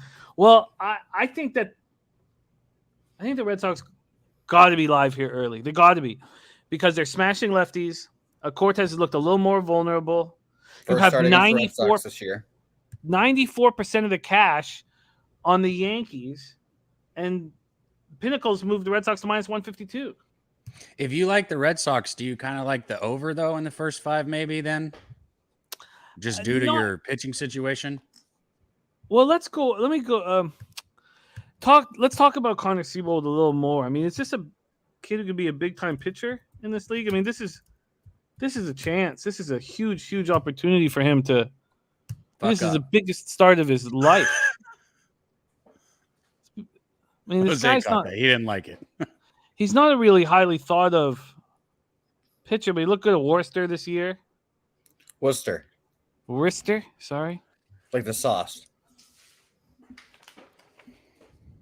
Me and Seamus, by the way, had a good laugh at your expense about that. You were calling it Worcester the other day. We were like, yeah, it's Worcester. And we were just, there's two mass guys just having it out, you know? Yeah, shout out to Seamus. I like that guy. I like listening to him talk baseball. Yeah, he is a good guy. But he also has a high-paying job that keeps him off of our daytime shows, which is too bad. I'd like him to take a day off of his high-paying job. Well, his high-paying job also has locked him out of his laptop, so it makes it more difficult for him to do shows. We still figure it out. They're always wacky. We had his daughter come on yesterday. It was yesterday? It was Wednesday. So, yeah, we had his daughter come on. Had his pup come on. It was great. We had his Little League story come on. That was awesome. Yeah, a lot of old ghosts, that Seamus. I'm much more concerned about making money, but if you want to continue with your man love stories, whether it be athletes or cappers. Hey, no problem with me. I'll keep talking about it. I love Seamus. Okay, I just love Jimmy's reactions to all the things I say. I think this is my favorite part about it. Jimmy's just taken aback. Okay, it was a few years after Jimmy when everything got really like gay accepted. So you're a part of that generation where it's okay to be a super homo. Hey, that's what we do. You're right. No, did I cross the line there? No, super homo. You finally, it's a superhero character. Finally. Okay. Say hey play of the day for maybe there'll be another one. He'll let me know. We'll continue talking because we'll definitely have him back for the Pirates game. Red Sox team total over 4 at -109, and I'm very close to moving on the Red Sox first 5. All right. Great stuff, Jose. Cab, you're staying off this one. Yes, okay. I am. All right. Well, stick in the wind. Not bad. Chop. Well, I just have a question. And Earl Sports puts in a good thing before I leave. If you don't flirt with your homies, are you really homies? I don't think. All right, let's get back to work here. 7:20 p.m. Eastern. Washington Nationals 30-55, 16-24 on the road at the Atlanta Braves, 49-35, 27-18 at home. We're at Truist Park in Atlanta, Georgia. We will start with the weather in Atlanta. It is humid, 91 Fahrenheit, feels like 100, 5.5 miles per hour, right to left, slightly in, goes down to 4.7 miles per hour. Let's take a look at the line history here. And we have these Nats opening up as 220 dogs, down to 200 at BetMGM. It's not gone higher than 220 anywhere. So the Braves have gone from -275 down to about -250, depending on where you shop. It would open up as a pick'em with the total. Now it's slightly juiced to the over. We'll see if that correlates here with the cash flow in Washington, Atlanta. And here we go. I talked about it. This is going to be a fun. I love talking pitchers with you guys. And these are two fascinating pitchers. And Viper knows that I've lost a lot of money on Fetty because I trusted the Nats brain trust who have stuck by this guy. And at times he's looked lights out. At times he's looked terrible. When I do fade him, he pitches well. Sports Insights gives full line value to the Washington Nationals here. 10% of the tickets are on the Nationals and 44% of the cash. Then 50-50 on the tickets and 85% of cash on the under. So I just want to set a quick table, but the main question I want to know, Cabbie, is what would you lean towards trusting? The fact that Fetty's coming off a nice start against the Marlins, 6 innings, 3 hits, 2 earned runs, 1 homer, 6 Ks. He's been good on the road this year, 3-2, 3.89 ERA, 244 opponents batting average. Or the fact that the Braves destroy him. They light him up and they smoke him. They hit him hard. But how much of a sample size do the Braves have against him? A ton. I don't have These that are division in front of me. rivals. Yeah. Okay. Yeah. Right. Man, this game is so tricky to me because both of these pitchers have this year are supporting over a 4 ERA, but both of them have been great their last 3 starts. Both of them. Really, where I would look in this is a first 5 under, which again, that's a very contrarian play. I don't think many people would want to look at a first 5 under here. You just said it, Fetty. His last start, the 6 innings, 2 runs. The start before that, 5 innings, 2 runs. The start before that, 6 innings, 0 runs. Then Morton on the other side, his last start, 7 innings. Now, you got to take this with a grain of salt, right? But 7 innings, 1 hit, 0 runs. And then the one before that, 5 innings, 7 hits, 2 runs. And then the one before that, 7 innings, 3 hits, 2 runs. Neither of these guys have had more than 2 runs in their last 3 starts. And with baseball, I usually like to look towards the trend of where it is now, where somebody's trending now, where the hitters are trending now, where a pitcher's trending now. And at this moment, that's where they're trending right now. And on that side for the under, the Nationals bats in this month with 225 at bats, they're hitting 196 as a team. Wow. That's just awful. I mean, that 196 is horrible. Anything under 200 is so bad. And I know it's only 225 at bats. It could change quickly, but like shit, another 100 at bats and they're at their halfway mark of the month on the total at bats, right? So 225 is something that you can look at. I would look first 5 under here if I was playing this game. That's where I would go. But I am not betting a first 5 under on 2 pitchers that could easily give up the whole fucking thing on their own. I don't know if Morton can. He's just pitching so well right now. He has been good. Yeah, he's been spotting up nicely too. So, but I can't get past these numbers against Fetty, and I won't. But this would be a under and no bet. Look at these numbers against them. I mean, there's only 2 players who aren't, or I get Matt Olson's 0 for 3. But other than that, there's of the division rivals, there's only 2 guys on this lineup that aren't hitting over 300 against them. Look at Adam Duvall hitting 417 with 2 jacks. Marcelo Ozuna hitting 636 with 2 jacks. Travis d'Arnaud hitting 333 with a jack. William Contreras hitting 3 for 5 with a jack. So I can't do it. I'll just lean to the under. And maybe, probably not at that juice. I was going to say maybe a Nationals team total under. They're hitting 190, 196 on the month. Morton, he's gotten through 7 innings in 2 of his last 3 starts. Rich Abraham saying full game under on this one. I love that bet. I mean, clearly that's where the sharp money is. And look at it's full line value on Fetty. So let's just. The market's moving towards the Nats. They're telling me that Fetty's going to have a good start. Moose Money, I feel the same way. Moose Money says, I swear Fetty has a fake account on Twitter and follows my card because he loses me money every time, no matter what trends or stats I'm seeing. I got some of those people. Wow. Rodney Barton says, when I see Fetty, it's an auto over for me. CD Base says, Braves 7-2-1 on the under. I mean, this Braves bullpen is so trustworthy. And the Braves Nats are too big of a dog to take their team total under in my estimation. Gilbert Lopez says my numbers don't show that Fetty will have a good game. The numbers show pure regression. I can't do it, but I wish I could. And Rich, I will cheer for you. Heavy. Okay, we move on. 8:05 p.m. Eastern. This is another fascinating game. Sonny Gray versus John Gray. The first 5 under, it's at 4, which is right where it should be. I mean, couldn't you see this ending 2-2 after 5 or 3-1 after 5? I mean, if it's that tight, do you actually want to bet it? And my answer was no. I studied this game pretty hard last night, trying to think, do I make a move on it? And how did other teams not clamor after Sonny Gray? I mean, he's just pitching so well, and he was available in the offseason. Let's break this down. 8:05 p.m. Eastern. Minnesota Twins 47-38, 22-20 on the road at the Texas Rangers, 37-43, 17-20 at home. We're at Globe Life Field in Arlington, Texas. The roof will be closed. It's so hot down there right now. My God, we're looking at the weather. It is brutal.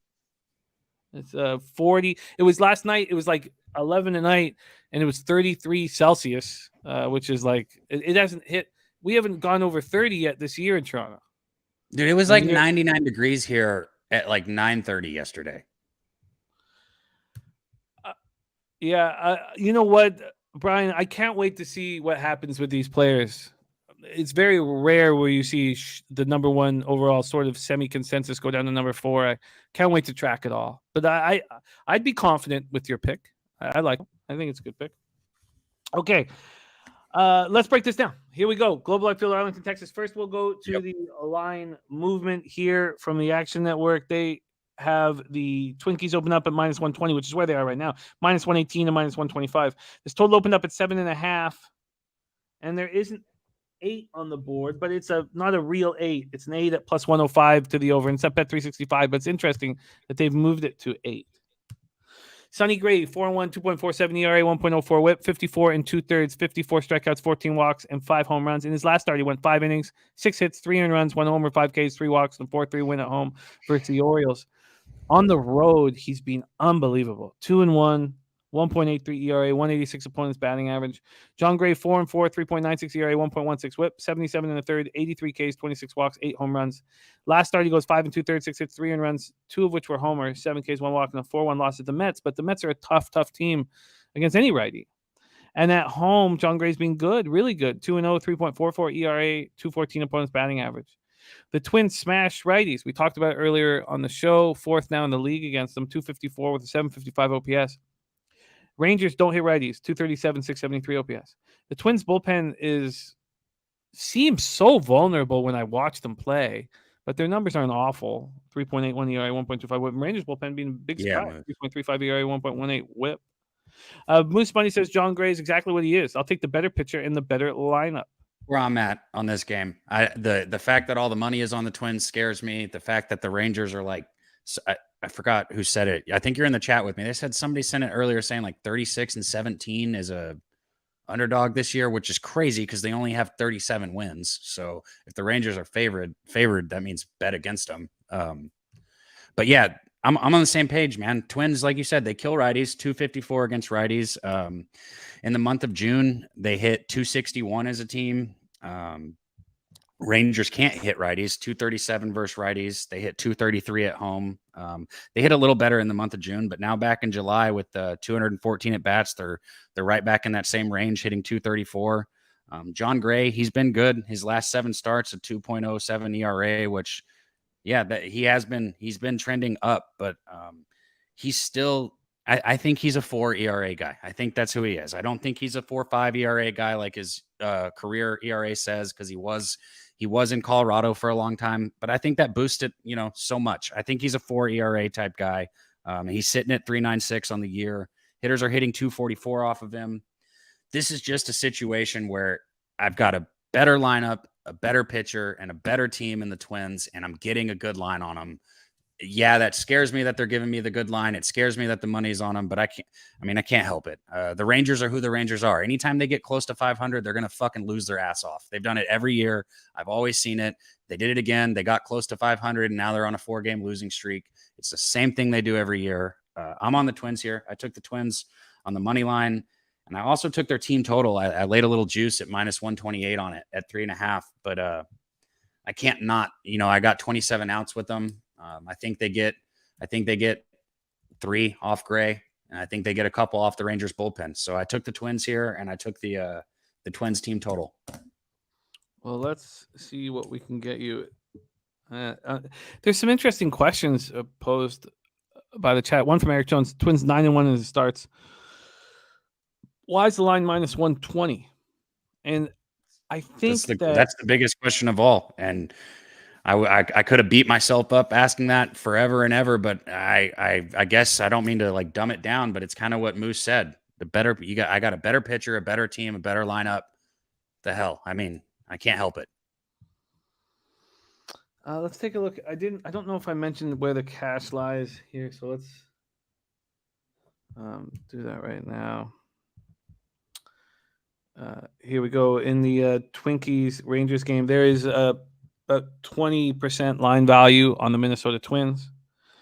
80% of the tickets are on the Twins, but just 65% of the cash. Big bets are coming in on the Rangers. Oh, good. Okay, I read something different on the money. I like that. I'd rather everybody bet the Rangers. Go ahead. I'll take the Twins. Yeah, I get it. And we're getting great stuff as always from the chat here. Billy Friedrich seeing -118 at Bookmaker. It's -120 at Bet365. I'll see what it is at Pinnacle. And Nate Cernan says books begging for Texas action. I don't know if they are here. CD Base says Rangers are still good. Mets and undervalued Orioles not bad. Good as in what? Today? Because they're not a good baseball team. And Gilbert Lopez giving us great numbers on his expectations of Sonny Gray to continue pitching well. Okay, sorry. Let's first just lock you in. So the Twins, -118 too at Pinnacle. Let's see what we can get you for a team total. Oh, wow. The 3.5 is really juiced to -135. See if Circa can beat that.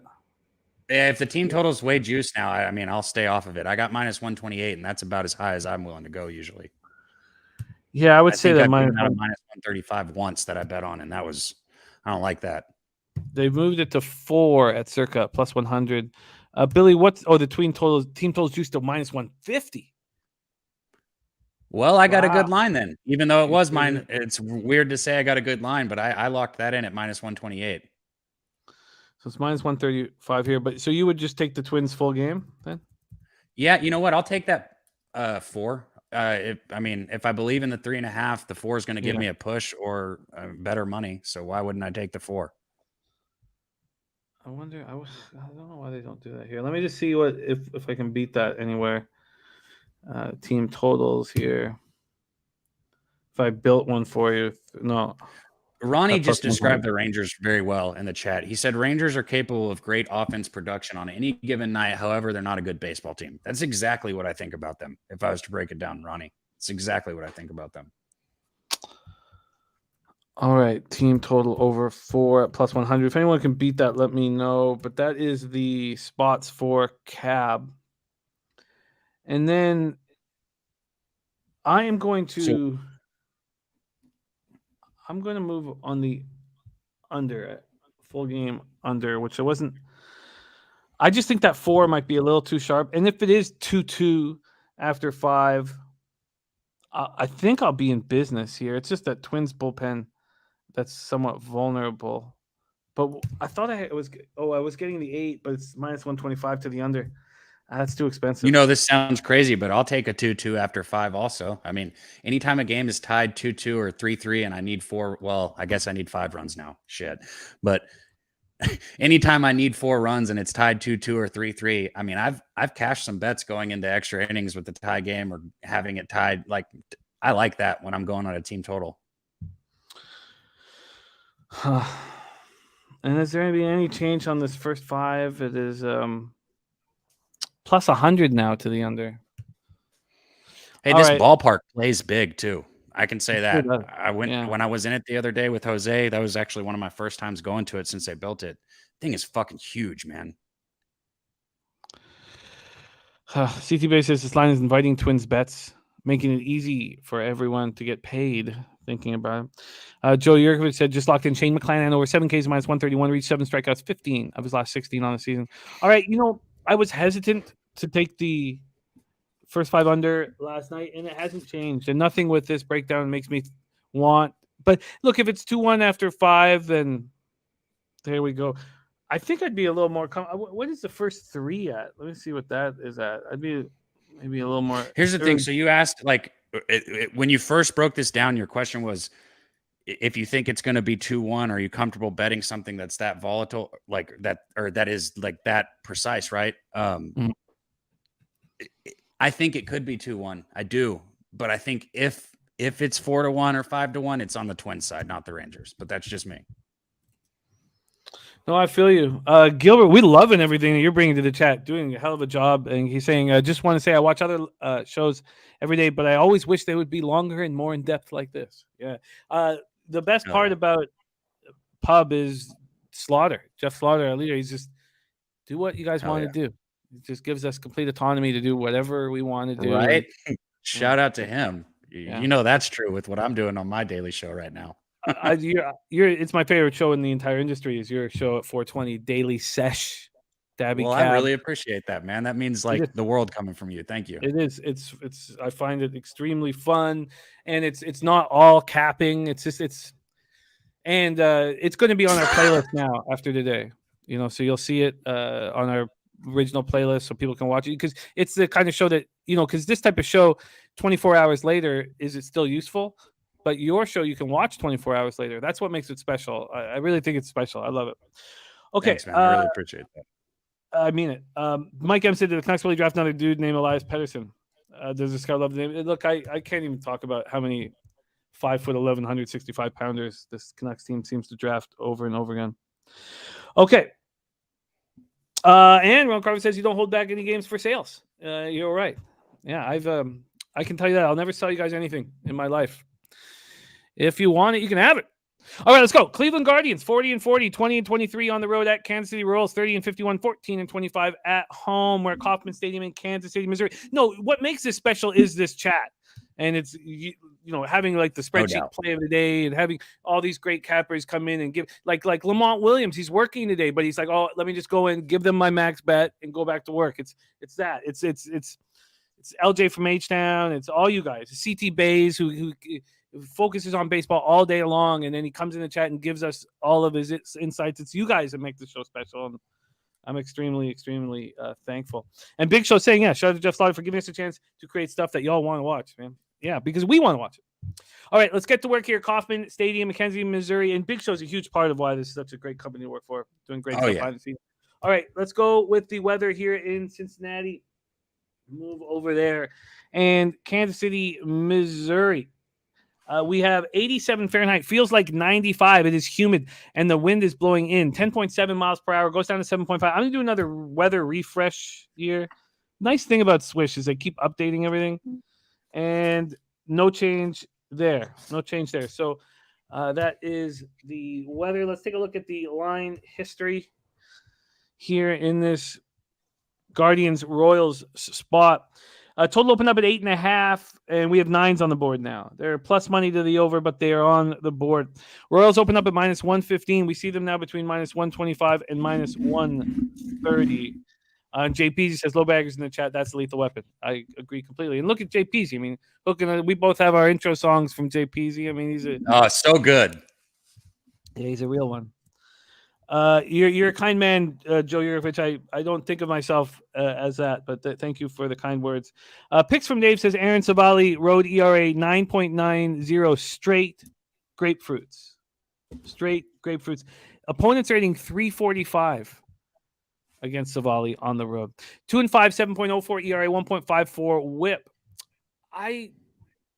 The total in that Yankees Guardians game the last time Savali pitched was fishy towards the under, even though the Yankees still got to him for 6 runs, and it did go under. It was a 6-1 loss, or they got to Savali for 4, got to the Tribe for 6. Brady Singer is like Bubic. He's capable he's a highly thought of, ton of potential, and he's capable of being great. He's also vulnerable at times, and he's looked pretty good this year overall. 4.30 ERA, 1.21 WHIP. 58 Ks and 58 2/3. Coming off a 7-4 win at the Tigers, he went 4 2/3, 6 hits, 2 earned runs, 1 homer, 9 Ks, 3 walks. And at home, he's a little worse than he's been on the road. 4.58 ERA, 264 opponents batting average. The Guardians rating 252, 714 OPS, and we've just watched that number drop now for 7 weeks, 8 weeks. Royals versus righties 240, 675 OPS. Guardians bullpen 3.79 ERA, 1.24 WHIP. Royals bullpen 4.73 ERA, 1.49 WHIP. Let's move over to the cash flow in this one. So we've seen a little bit of movement towards the Royals and Singer. 4,627 tickets in. 54% of tickets, 53% of the cash on the Singer and the Royals. 50-50 on the tickets, but 77% of cash on the over. 77% of cash on the over, and it's gone from 8.5 to 9. The weather's blowing in. Can you find an angle here, Cab? Man, no. And again, I capped these more than that one, the Angels game that I told you I backwooded. But this one, it's hard because I get why people are on the Royals, man. Like I do. I get it. But both of these pitchers in their last 3 starts have been about the same. They're giving up 2 to 4 runs. It's just evenly matched. And I'm not comfortable getting behind the Royals. It's really, really hard for me to back dog shit teams. It just is. So, I mean, I get why the money's going on the Royals. I get why anybody's on the Royals here. Savali is a fade and a half. I mean, three hitters hitting 345 on him on the road. Like you said, that is just, I don't even know if I've ever heard of that. Like that's worse than Dallas Keuchel. Like, geez. But awful. But I can't, I got nothing on this one, man. And I don't want to waste everyone's time to go around in circles about my nothingness on it. What do you think about this angle? And this is a legit angle here from Drip Skylark. He says, banking on Kansas City to be warned from that Astros series. Now, that's an angle. That's an angle that I could trust and believe in. Yeah. Gilbert Lopez. Like, I would hate to say, like, I can't. I'm embarrassed to even say what I would lean. I would lean under on this game, and there is no way in hell I'm taking under with these two pitchers. And it's kind of because of what he just said. That's more of a shot at these lineups than it is the pitchers, because these pitchers, I mean, they suck. So I'm not backing an under with 2 teams that suck, or 2 pitchers that suck and teams that suck. I just can't do it. Gilbert Lopez says Guardians are ranked 23rd in walks. Singer has elite stuff when it comes to giving up walks. If Singer can keep limiting the walks, I can see Royals winning a tight one. Yeah, I mean, that's what I'm saying. I get it. Anybody who's on Royals, I get it, but it's not. This is not for me. This one's not for me. This one might be for me. And as my man Vipe knows, I love bum fights, and you're good at them too. I don't know. I keep my head above water, but the numbers that Robert Franklin giving us here about the numbers for Singer, they're real here. 405 average, 994 OPS. Lee Davis says, I think KC could have some confidence after the series versus Houston. That's an interesting angle. Not be exhausted, but have some confidence, feel like they can play with the big boys. That's interesting. Because, we expected them to be a lot better than they are this year. I mean, Joe Yurkovich giving us the numbers. If you bet on the Royals every game, you'd be down 15 units.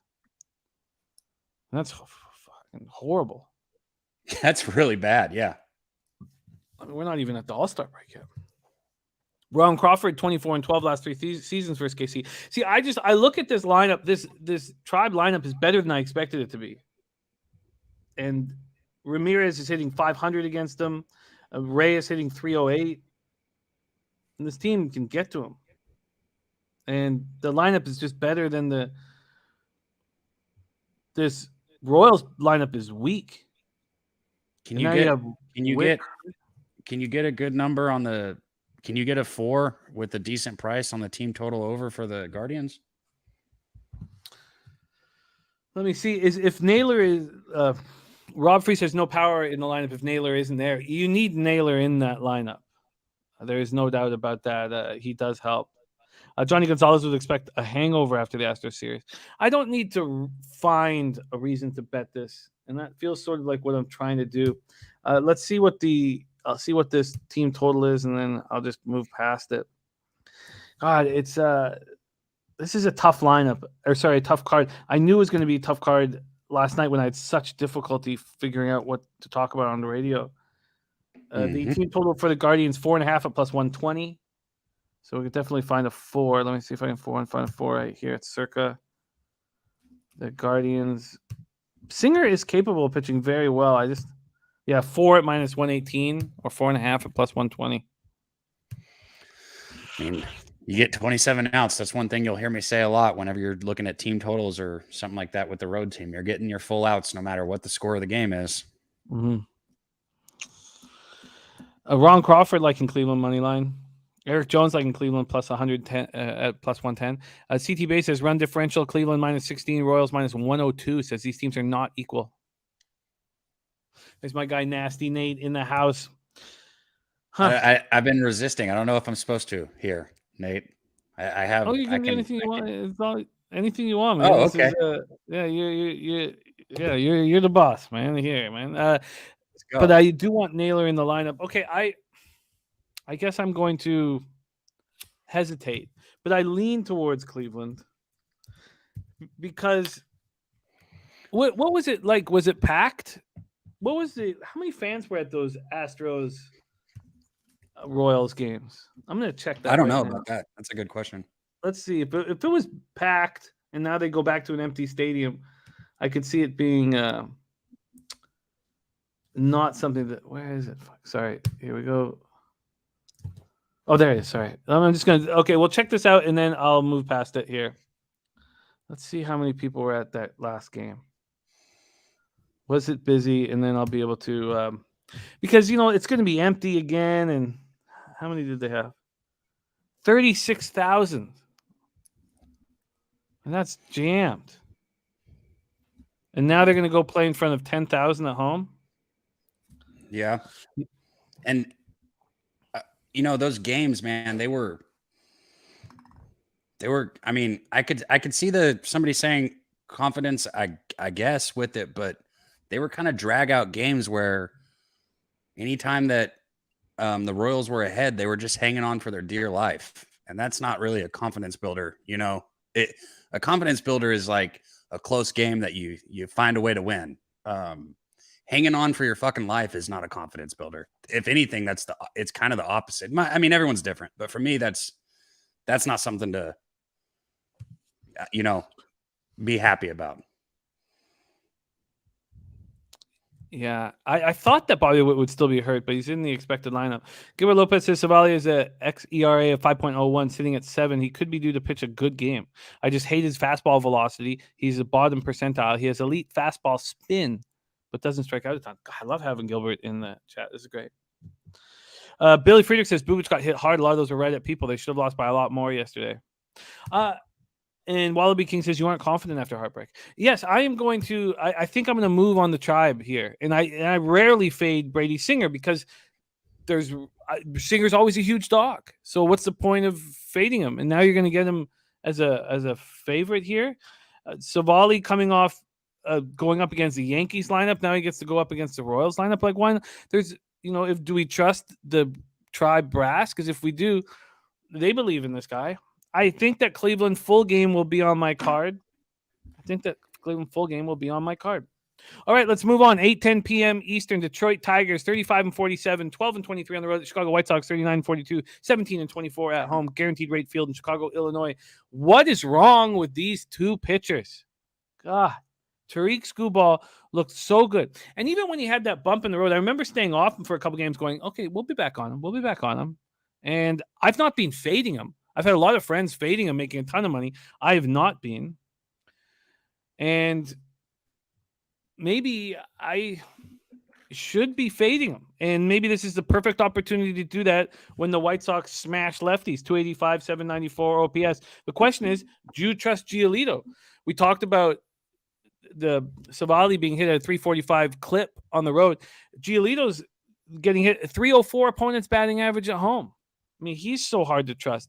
Skubal 4.06 ERA, now 1.20 whip. His last start at home versus the Royals, he got touched up 4 2/3, 5 hits, 5 earned runs, 2 homers, 1K.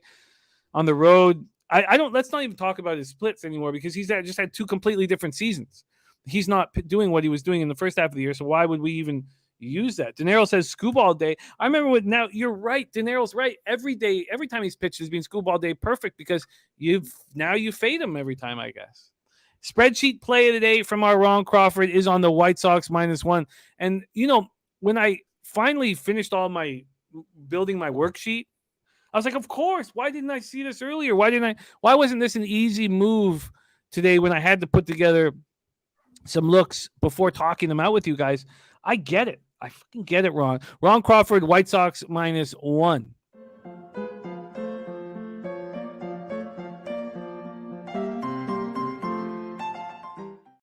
Joe Yurkovich says Tigers have a buy sign for me. They underachieved long enough.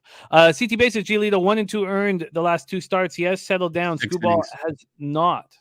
So that last start, 13-4 win of the Giants, he was very good. That was a pitcher's ballpark. 6 innings, 3 hits, 1 earned run, 7 Ks, 2 walks, and then 13-4 win of the Giants. We saw what Lance Lynn did in that ballpark. Then Lance Lynn came home and got lit up and smoked. 4.90 ERA, 1.47 whip. Johnny Gonzalez says White Sox smash lefties. Screwball isn't the same anymore. White Sox has to be the look here. Tigers versus righties 218, 601 OPS. White Sox versus lefties 285, 794 OPS. We know that the Tigers bullpen is elite. They've been this good for so long now. It's not. This isn't just a flash in the pan. They looked like they were falling off 2 or 3 weeks ago. They've started pitching very good again. And these White Sox bullpen, which we thought would be top 3 or 4 in the league, are bad. 4.22 ERA, 1.35 whip. Ron Crawford also looking at the team total over. Dab Fan, White Sox first 5 run line. CT Basis, I agree with the Sox run line. So let's just touch on the weather, set the odds table, and hand it over to Dabby Cab here for this one. 73 Fahrenheit, 12.1 miles per hour, left to right. Left to right, very slightly out, but pretty heavy. And then we'll take a look at the line history in this one. Opening up the White Sox minus 145, there's been a 30-cent move towards them. There's been a full run move to the over. Supposedly it opened at 7, now juiced to the over. It's now at 8. And then let's see the all-important cash here. 6,002 tickets in. 27% of the tickets are on the Tigers. And people believe in what Joe Yurkovich is believing. 67% of the cash is on the Tigers. Holy shit. 57% of tickets on the over, 86% of cash on the over. Wow. Wow. Take it away, Cab. This is wild. It is, man. And here's the thing. Like I've got all these notes on this game, but the 2 things I have circled. And before I say this, pitchers are doing one of 2 things. All right, they are either getting better or worse. They're either progressing or regressing. There is no in between. Right? Pitchers will always have blow up starts. A good pitcher will, do good for 3, 4, 5 starts and then have a really bad game and then bounce back and do good for 3, 4, 5 starts and have a bad game. That's normal. But an overall trend, there is no in between. There's nobody who's stagnant. You need to see what a pitcher's overall trend is. That's if I can leave anybody with something that's baseball that doesn't necessarily have to do with like a bet. You want to look at a pitcher like which way they're trending. Are they progressing or are they regressing? Right? Both of these guys are regressing right now. Bad. I mean, bad. The last 7 games for Scooble, 6.32 ERA. The last 7 for Giolito, 7.17. I mean, ERA just bad. Now, for in Lucas's defense, he gave up 7 runs in that one game, 5 innings, 7 runs. But still, I kind of like seen this coming like all along, and he's sitting at a 4.49 ERA on the year. Hitters are hitting 280 off of him. I mean, it's just these 2 guys to me like are both kind of like fade material right now is what I'm getting at. So I'd look over if I was going to jump on this. It's now 8.5. Fuck. So it's moved now. They say 1.5 runs. Look at this from Joe Yurkovich. Sox last 10 versus lefties, 186. See there, and thank you for putting that in there, man, because everybody's got it in their head. Sox kill lefties. This is baseball. I don't care if a team is hitting 200 or 350, which nobody's hitting. I'm just saying baseball is going to go like this. Everyone's going to do this. It's why our guy Jose was able to cash Pirates team total overs like they were going out of style. The worst teams are going to hit sometimes, and you're going to see a trend. I mean, the Tigers have been hitting good lately, and they're the worst hitting team I've ever seen. And lately they've been hitting pretty good. Hell, Miguel Cabrera, I wouldn't want to pitch to him right now. I don't care if there was no outs and nobody on. I'd still walk that motherfucker. Wow. This is the fun about talking everything out. As Joe Yurkovich says, 0 home runs last 10 versus lefties. Wow.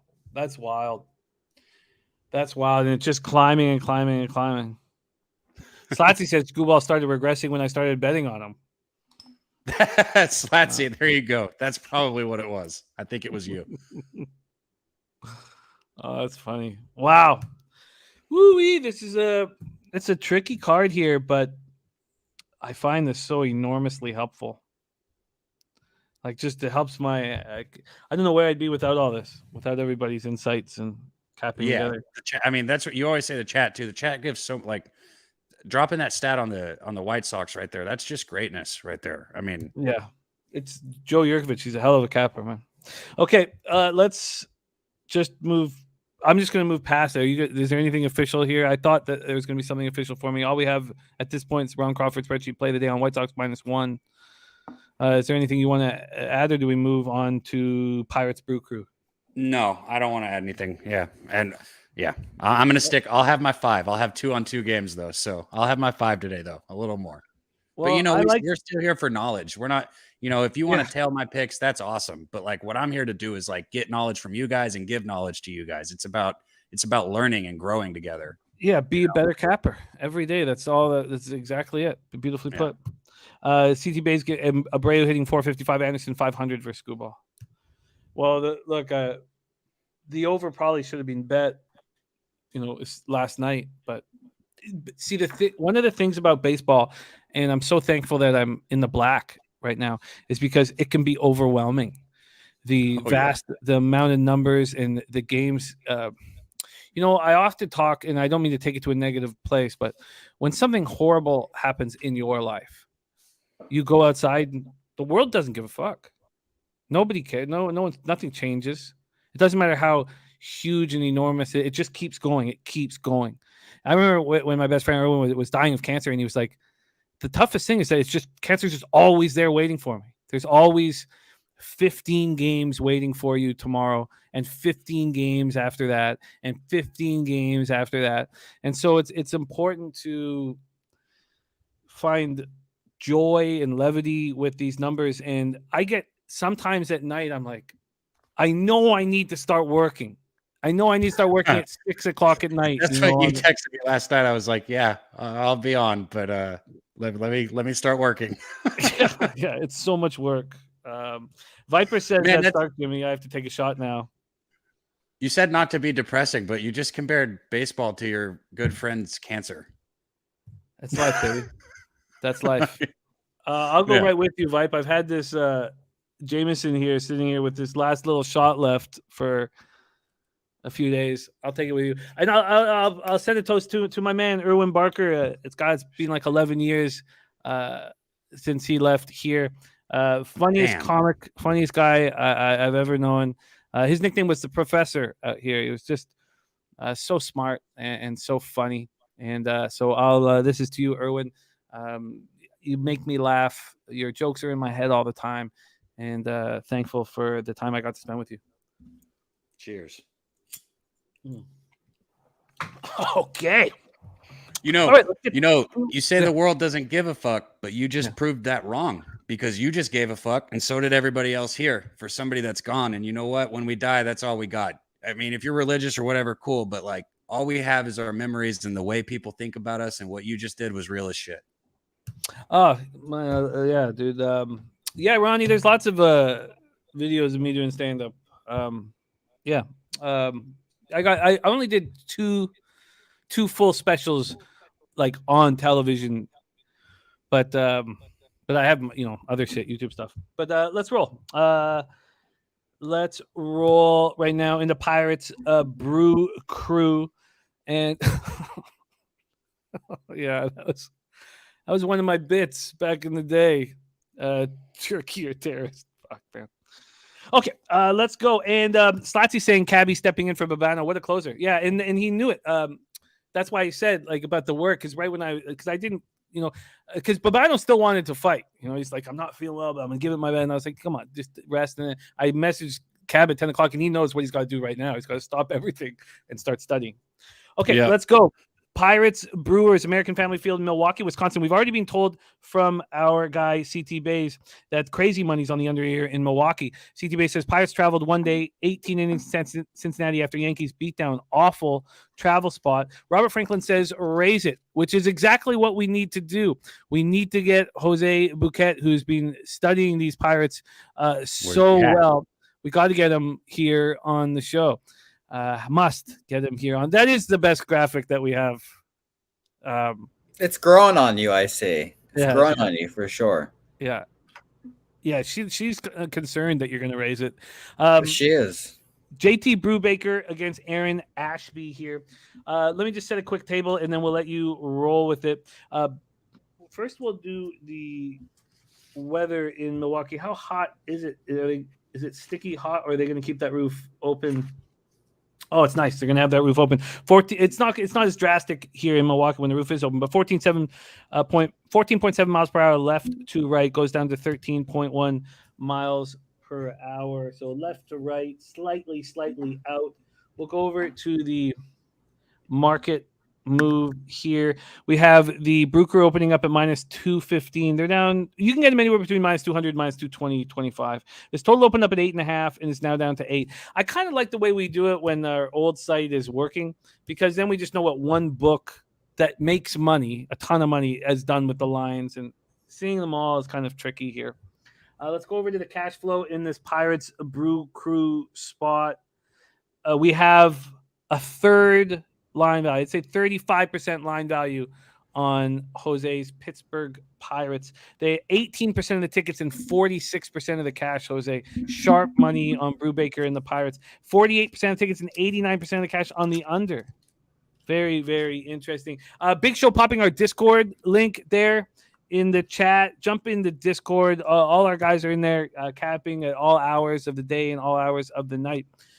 Brubaker 2-7, 4.28 ERA, 1.44 WHIP, 82 innings, 82 Ks, 33 walks, 9 home runs. In his last start, he won 6 innings, 7 hits, 4 earned runs, 6 Ks, 2 walks, and an 8-7 win at home versus the Brew Crew.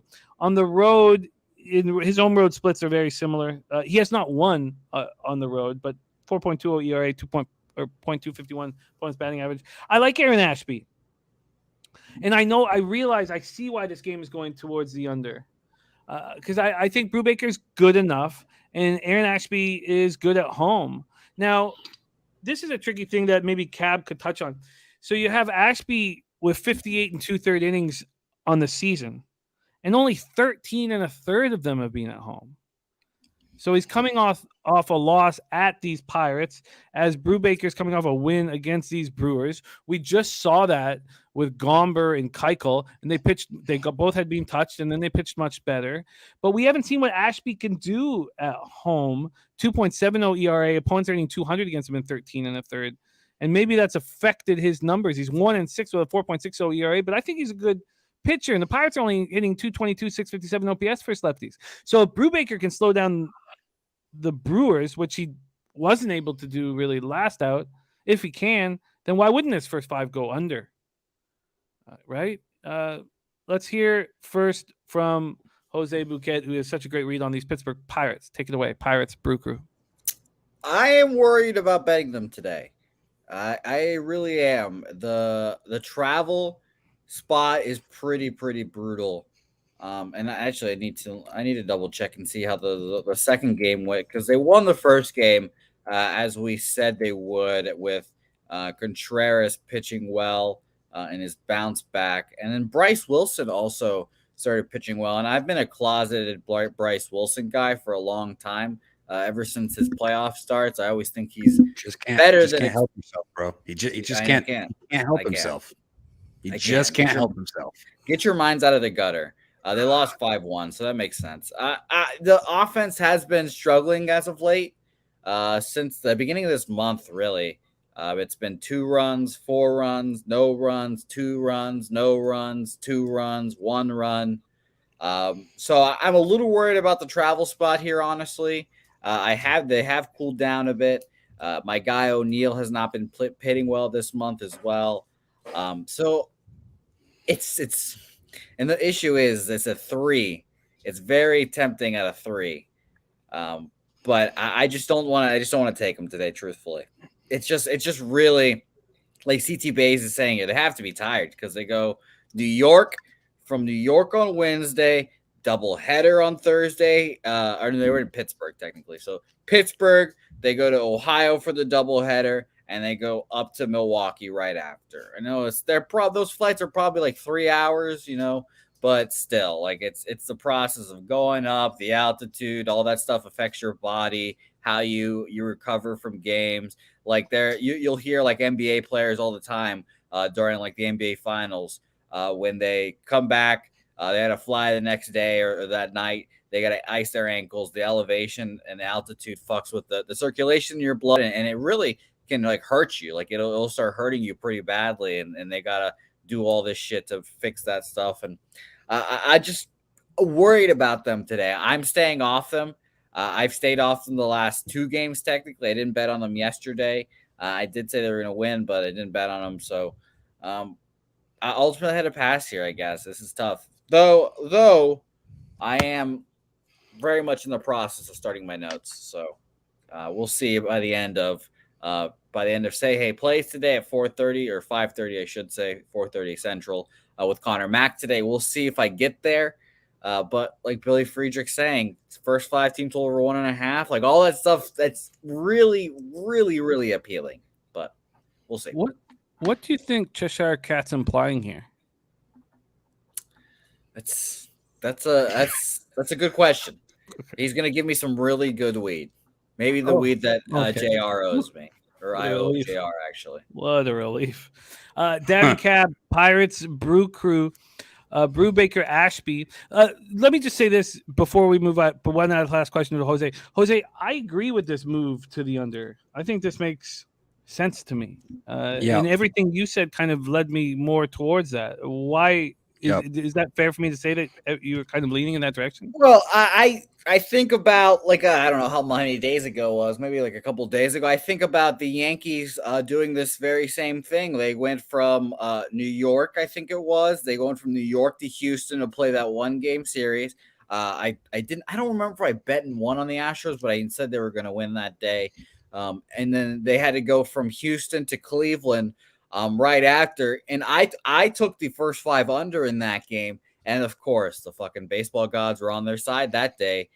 They got it rained out, but it's kind of the same logic I was using for the Yankees, except for a shittier team and the Pittsburgh Pirates. And I don't have their numbers against lefties this month so far, but they did do a little bit of damage on Mike Minor. He had a good start of the game. It was like 0-0 for the first like 4 innings, and then he finally blew up. But I'll say this: this is not a good spot for them travel-wise. They're a young group. I understand that, but we'll see how that goes. Dabby Cab, is there a spot you're moving on this game or thinking of moving on this game? It's funny you just said thinking of moving on it, man. I'm next time I'm on here with you, unless I have to do something for like I had to get stuff in early because I knew we'd be on here past the deadline. I'm going to probably make my plays while we're here with you in the chat because I really like talking through all of this. I came in here with my plays already. I do like the under in this. This is, I sound like Noli here talking about unders every damn game today. But this is another game, though, where you got 2 pitchers with over 4 ERAs. And it sounds crazy to say that I like the under on it. But Ashby's got, he's got really good stuff. It's just a matter of like, using it. I hope he can get his head right. I hope he can use it, because I think he's got the stuff. He's just got to get it right. And Brubaker on the other side, you said it. He went 6 innings and gave up 4 runs against Milwaukee last time on 7 hits. But, his 2 starts before that, 3 runs in 6 innings and no runs in 6 innings. He's been, as I was saying earlier, versus the progression and regression type thing. He's been, in my opinion, progressing slowly, slightly, just a little bit. I'm not like a fan of him. I'm just saying he's heading in that direction, I guess is what I'd say. I would probably look under in this game if I was going to play it, but I'm not. I want to play it. I would like to play it, but it feels very similar to that Sonny Gray versus Gray Wolf start where 4 is the right number. It's just a sharp number. If I had got in, I agree. At 4.5, I move on it right now. But what do you think about Ashby only getting 13 of 58 innings at home? Do you think that his numbers are skewed because of that? And that if it was a split, his overall numbers would be better, and maybe he is nice at home? Maybe there's so much to why road numbers are what they are. It's not necessarily just the field. Like you can get. And it's not always just road numbers. That's what I'm trying to say. This is a hard thing to try and explain. So, like, you have to travel home just like you have to travel away, right? So like coming home off a trip is not any different really than going away on a trip. And if you really want to look at somebody's splits, you need to know like how many days after they traveled did the person pitch. There's like a whole lot of shit to take into account. Like, it's not just like, okay, hey, these are the splits, so they're what they are. Like, there's a lot of things that go into account with that. Like, if you were looking at splits on a road for, like, I've said it before on here, I don't know what it was. Every time I went to Colorado and pitched, I got sick as fuck when I would go to Colorado. And I love going to Colorado. And even when I travel to Colorado and don't play baseball, I get sick. After about 24 hours of being in Colorado, I get really fucking sick. And, you know, if I was scheduled to pitch on a second day, well, I would have faded me. You know, it's just so there's so much to take into account when you talk about splits. Wow. Sorry for such a long answer with not really. No, it's great. Yeah, it was great. I was just thinking I would have made so much fucking money betting team total or total base unders on me. Oh my God. I would just make just bukus of money, just fucking fading my fucking dumbass. What if I move to 7 innings? I mean, you've talked so often about how bad this Pirates bullpen is. Horrific. Oh God, look, they screw me there. Oh, I could take a different one. I mean, Brubaker's going to get you through 5. Ashby's who I'd worry about if I was looking at the first 5, and he's the one who I think's got better stuff. But you know, I was about to say I think it's the exact opposite of Cab there. I'm not worried about Ashby as much as I'm worried about Brubaker. Brubaker, I'm talking about for 5 getting you 5. Oh no, I just don't think. I don't know if he can get through it with the Brewers offense. Let's just remember they were shit for a little bit, and then they saw the Pirates, and they just turned it on after. We're talking about Brubaker's last start. I mean, you know, Ashby threw against Pitt last time, 3 innings, 5 hits, 4 runs. Yeah, and I just think the travel and them being exhausted, the bats being exhausted will help him a lot. That's kind of my thing. And that's why I don't want to bet the team total because, you know, ultimately I would like if this was tomorrow, for example, like you were mentioning, Cap, if these pitchers were going tomorrow and I had the same lines, I'd probably back the Pirates here 3.5. But I just think they're going to be pretty gassed today after all those travels. And I think Ashby will have the advantage there, seeing the batter, seeing what he did, and trying to just fix his mistakes. While Brubaker is 6 innings, 4 earned runs, that's okay for him, but I think it could get worse for him for sure. I mean, I just think he's a 4 ERA guy. I think it's who he is. I don't think he's a good pitcher at all, but I don't think he's horrible. That's why I say he's progressing like this. I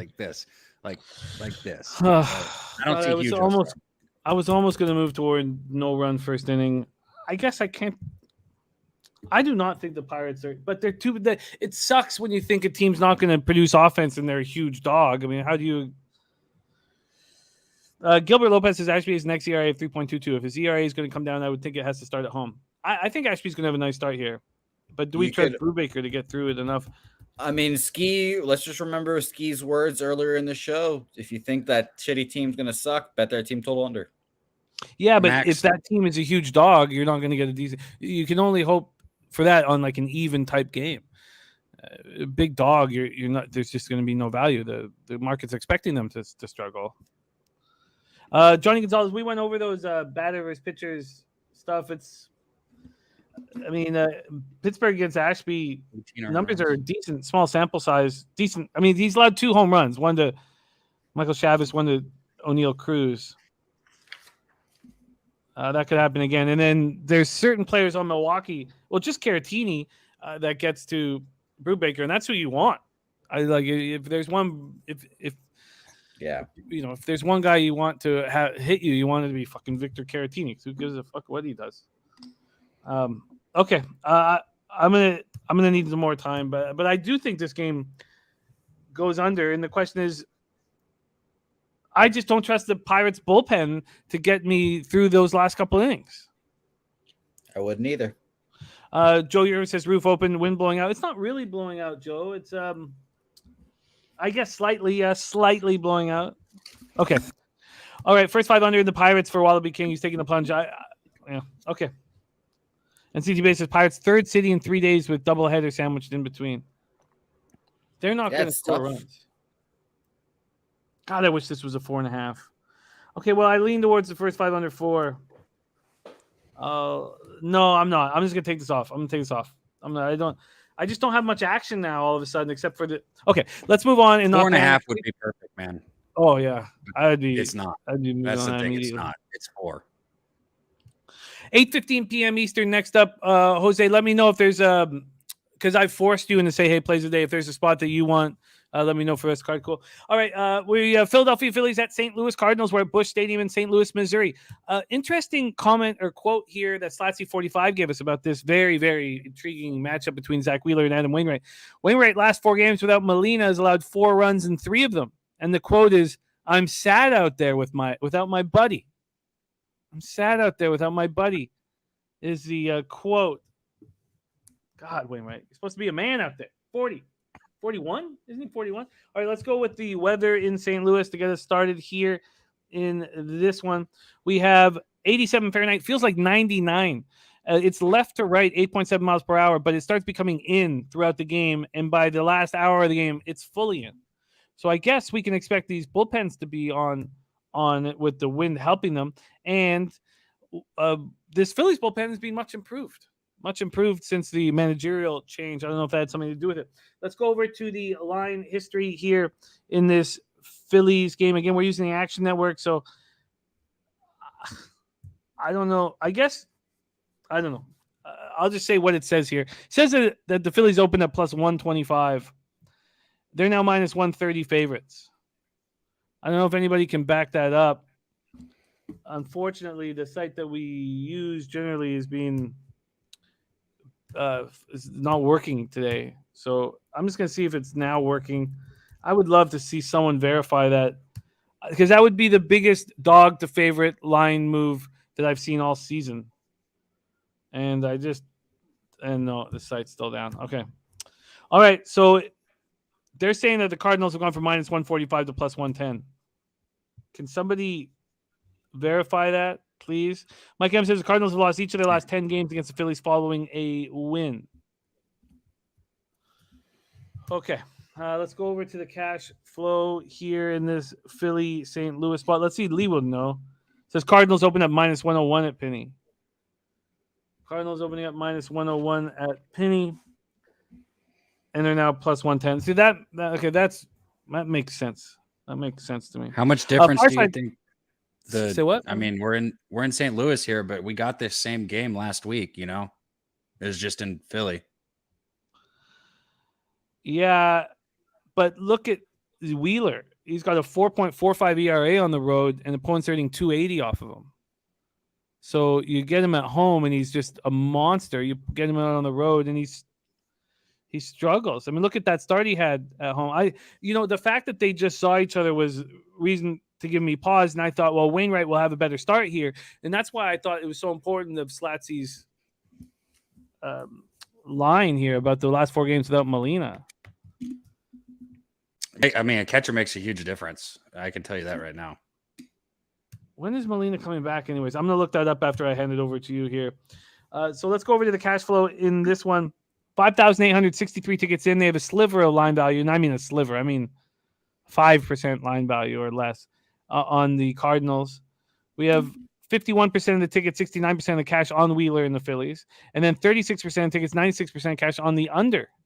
Senka, I'm very concerned. I moved on the Roughriders when they were 6-point favorites and 3-point halftime favorites.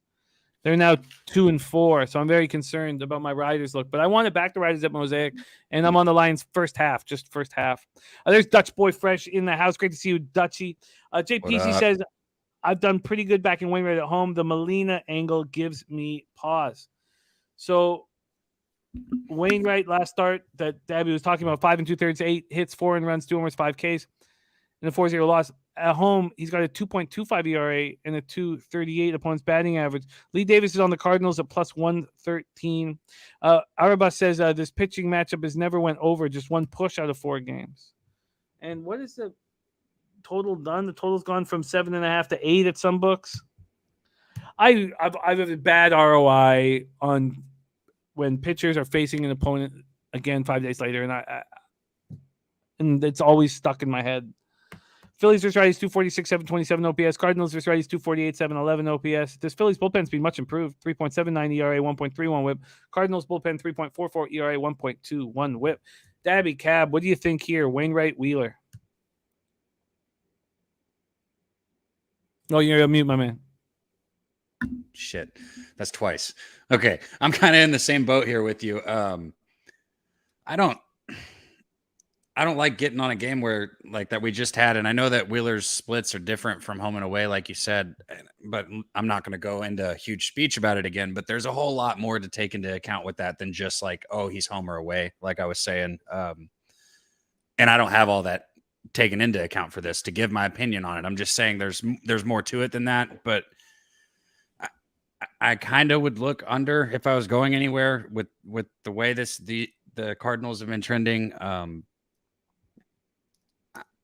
I don't know, man. I even think the Phillies might get to Wainwright again. I don't know what it is. I think Wainwright in general is just regressing a little bit at this point in time. Philly got 4 runs off in 5 innings off of him last time. The game before that, he went 7 innings, no runs. But the game before that, 4 innings, 4 runs, and 7 hits. And we've just seen it from him a little bit more lately. Hitters are hitting 261 off of him at this point. That's a hell of an average. He's going to get that double play ball, and that's what he does. That's why he's been able to keep his ERA down for so long. But I'm not in the mood to bet somebody that's got a 261 average or giving up an opponent's batting average of 261. I would have to look Phillies or under here if I was going to bet it, which I'm not, but I think those would be the two. I'd either go with Philly or under, even with Wheeler splits. Topset says, I think Wainwright gets rocked. Ulysses says, I'll take my chances with Wainwright at home. Gilbert Lopez says, you have to beat the Phillies by striking them out. Wainwright isn't that guy. It scares me because I want to go Cardinals for the value. CT Bay says, definitely don't trust the Cards versus non-central opponent right now. Going to pass because I hate the Phillies. The Topset says the Phillies for a small amount. I hate Phillies. Yeah, sorry, I didn't mean. I was just gonna say Wainwright's one of those guys, man. He's, a career 3. I don't have it written down 3.3 or a career 3.4 or 3.3 ERA guy with, tons of innings pitched. He's awesome. I just don't like him in this spot, but I don't not like him enough not to bet against him or to bet against him. Sitting here with just no action and talking myself off of everything. Although I didn't have an angle here coming into it. So I feel a little more comfortable not being here. Big Show says, I hear you. Is it the exact same lineups? That's an important point. We won't know for a while, but talking about seeing a team again 5 days later. Leonard says, I think the Cardinals show up big tonight. Last night win versus Atlanta is huge. Was a big win. It was kept from getting 4-game sweep. Okay, let's roll on. Next up, 9:40 p.m. Eastern. And CD Bay said, that said, Mets futures now before DeGrom comes back and we steamroll the East. And Topset says, Wainwright will get touched in my eyes today. First 5 Philly team total over something he may be looking at. All right, let's go to 9:40 p.m. Eastern. Colorado Rockies, 36-47, 13-26 on the road at Arizona Diamondbacks, 37-46, 21-24 at home. Chase Field in Phoenix, Arizona. Big Show. I hate it. Okay, let's go here. Chad Kuhl versus Zach Gallen. We'll start. We know the roof's going to be closed, so that's easy. Now let's take a look at the line history here in this one.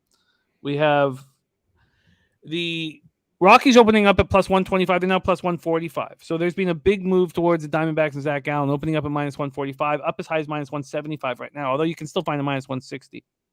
Its total opening up at 8.5 has moved to 9. So let's see if the cash follows that. They have given some line value to the Arizona Diamondbacks here. 76% of the tickets, 91% of the cash market moving towards them. 60% of tickets, 77% cash on the over. I like it when the line moves towards a team and it moves towards the under. And then I can be like, and the money's on both. So I'm like, okay, the models and the market believe that this pitcher is going to pitch well. I know that. And then when the line's moving towards the Diamondbacks and yet it's moving towards the over, well, people think one of these guys is going to get lit up, and it's probably the team that's not being bet. And I get that, but still, it does give a little bit more of a mystery behind it. We're at Chase Field. Chad Kuhl on the road this year, 2-3, 4.39 ERA, 264 opponents batting average. He's been much better in the thin air of Colorado for some reason. We've seen that before. With pitchers like Sensatella. Last start, he went 5 innings, 7 hits, allowed 5 earned runs, 1 homer, 2 Ks, 1 walk, and a 6-5 win at home versus Arizona. So he just faced this club in that game against Gallen. Gallen was on the other side. Gallen went 6 innings, 4 hits, 3 earned runs, 1 homer, 4 Ks, 2 walks. Gallen, 3.40 ERA, 1.05 whip. His numbers have been getting worse, and I've been staying off of him, and I even faded him. One of the two. Say what, my man? Progression or regression. It's one of the two. Always, right? Yeah. And I feel like both these pitchers are regressing. And who will regress more? Lee Davis is on the Rockies here. At home, Zach Gallen has slightly, or pretty much same numbers, but he's just got 197 they're hitting off of him. It's just they've hit him with a little bit of power. Neither of these teams hit righties. Rockies 243, 684 OPS. Diamondbacks 217, 685 OPS. And both these teams' bullpens are weak. Rockies 4.68 ERA, 1.38 whip, but they have a nice back end of the bullpen. Diamondbacks 4.39 ERA, 1.40 whip. There's Tease in the house. Take it away here. Can you shed some light? Rockies, Diamondbacks.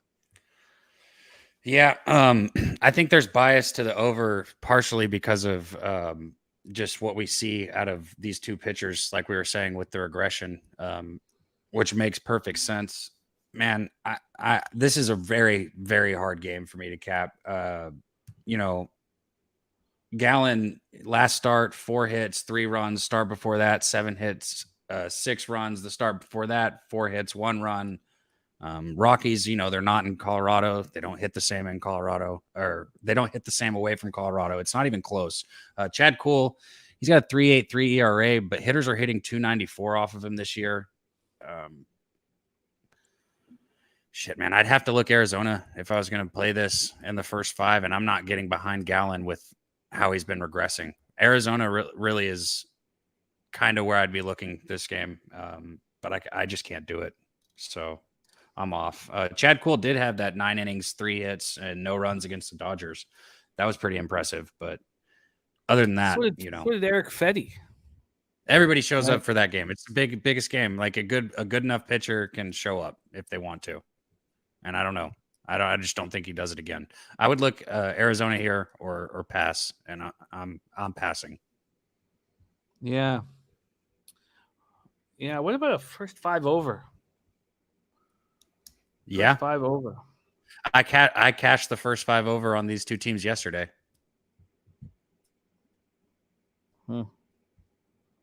First 5 over were cool. Not pitching that well. Gallen not pitching that well. Both saw the lineups a week ago. There's sharp money on the over, and I just Arizona is 5 runs.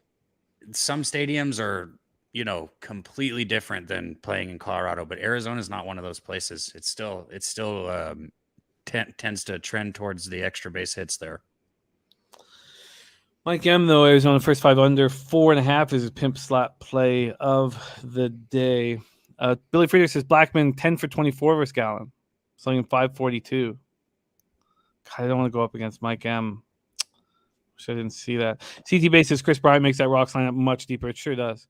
Joe Yeager says Rockies only won 2 times in a row, on the road 3 times this year, 2 times in April. Matt Paulins in the house. Great to see you, Matt. And Ulysses Hayes says I capped it. Take Colorado money line. Wow. I kind of lean towards this first 5 over. I kind of like it. I mean, these pitchers held their own in the thin air, but Kuhl's been better at home all year than he's been on the road. And Gallen is good enough to hurt me here, but we say that saying that he's being regressing. I have a lean towards the first 5 over 4.5. Is that going to be that hard to get to? I'll see but it's right under Mike M's pimp slap play today, which I don't want. Okay, I don't know if I have your first one, Mike. I must have missed it. If you could hook me up with it. Earl Sports says Arizona shouldn't be minus 170 versus anyone in his opinion. I agree to that. And Rockies 26-13 to the under on the road. Wallaby King says Rockies money line and the over. The fade myself play. Oh no. What he just said is ultimately there's no way I'm betting on Arizona at minus 168. That's why I was saying I kind of like think it. I think they win the. I'm not betting that, but I think they win. But I don't know. I don't want. So I don't want any part of this one personally. All right, let's move on to Astros A's. 54-28 are the Astros. 27-16 on the road at the A's. 28-56, 10-29 at home at Oakland Coliseum in Oakland, California. Jose Urquidy, in his last 3 starts, he's allowed 3 earned runs over 19 innings, but he's not been good on the road all year long. 4-2, 5.52 ERA, 297 opponent's batting average. And for as good as Paul Blackburn's been this year, 6-3, 2.90 ERA, 1.16 WHIP. At home, he's been terrible. 1-3, 5.87 ERA, 286 opponent's batting average. Very interesting. Astros versus righties, 243, 752 OPS. A's are the worst in the league. 207, 590 OPS. Drug Monkey RX says Blackburn can't pitch at home. Well, it's funny, in such a nice pitcher's ballpark, he wouldn't be able to pitch well. The A's bullpen's been a little better of late. 4.29 ERA, 1.40 WHIP. Astros bullpen 2.63 ERA, 1.12 WHIP. Let's start with the weather in Oakland. Not that it plays too big of a factor, but 11.5 miles per hour to right center. Doesn't mean a ton in this ballpark. 69 Fahrenheit at first pitch, so it's warm in the Bay. Let's take a look at the line history then here in this one. Move over. God, I can tell it's a hard card because I can see how long it's taken us to get through these games. That's when we're moving quickly. I like this. We move on, but here I'm just. Yeah, this is a tough one, man. Like you said, Blackburn's been terrible at home, which is so interesting, and it's not just a little bit. Like if it splits like a run, we're talking about a run, okay, but we're talking about a few runs. Like this split is insane, especially with how big this damn stadium is, man. You can get a pop fly out anywhere, like anything a hitter hits, like any foul ball you can get for an out. The stadium is huge. It's disgusting. It's part of the reason why this team's not going to be there much longer. All that being said, I think I would probably look first 5 over in this game, and I'm not doing that. Not with the A's and not in Oakland. Yeah, I get it. Let's take a look at there has been a move towards the A's. The Astros opened up at minus 200 on the legal American books. That you can find it at minus 175 now. But mainly minus 180s and minus 185s. The total opened up at 7.5 juice to the under. It's now a pick 'em. CT Bay's on the over 7.5. Says Athletics have been one of the. Astros can score 6 at any given night. A's pen not imposing at all. 4,867 tickets in. 74% of the tickets, 93% of the cash on the over. But so why is it not moved to 8? Why are they just letting us bet this over? Sitting back, letting us do it without. It's interesting, huh? That's a lot of cash to not be moving it. And it's still juiced to the under. Minus 115. I can't do it. I would do it if we weren't sitting here reading the market. Yeah, that market doesn't make sense at all, man. I was actually thinking about maybe adding this over first 5, but after what you just said, I'm not going to. Just doesn't make sense. Lee Davis says maybe a first 5 under. It just doesn't make sense that all this money would be on the over and they'd be leaving it right there. And with no vig saying, come along, bet it. Coco Bongo. Great to see you, Coco, my man. 6 days away from opening of Saratoga. We'll do it right here, right after our show. We'll end our show. We'll do an hour, 45-minute show and then head over. David C. says unders there make sense. They do. I mean, God. Wallaby King says Astros raise parlay square and don't care. Ulysses Hayes says the market never makes sense. No, I think we find lots of spots, and I think it helps us a lot.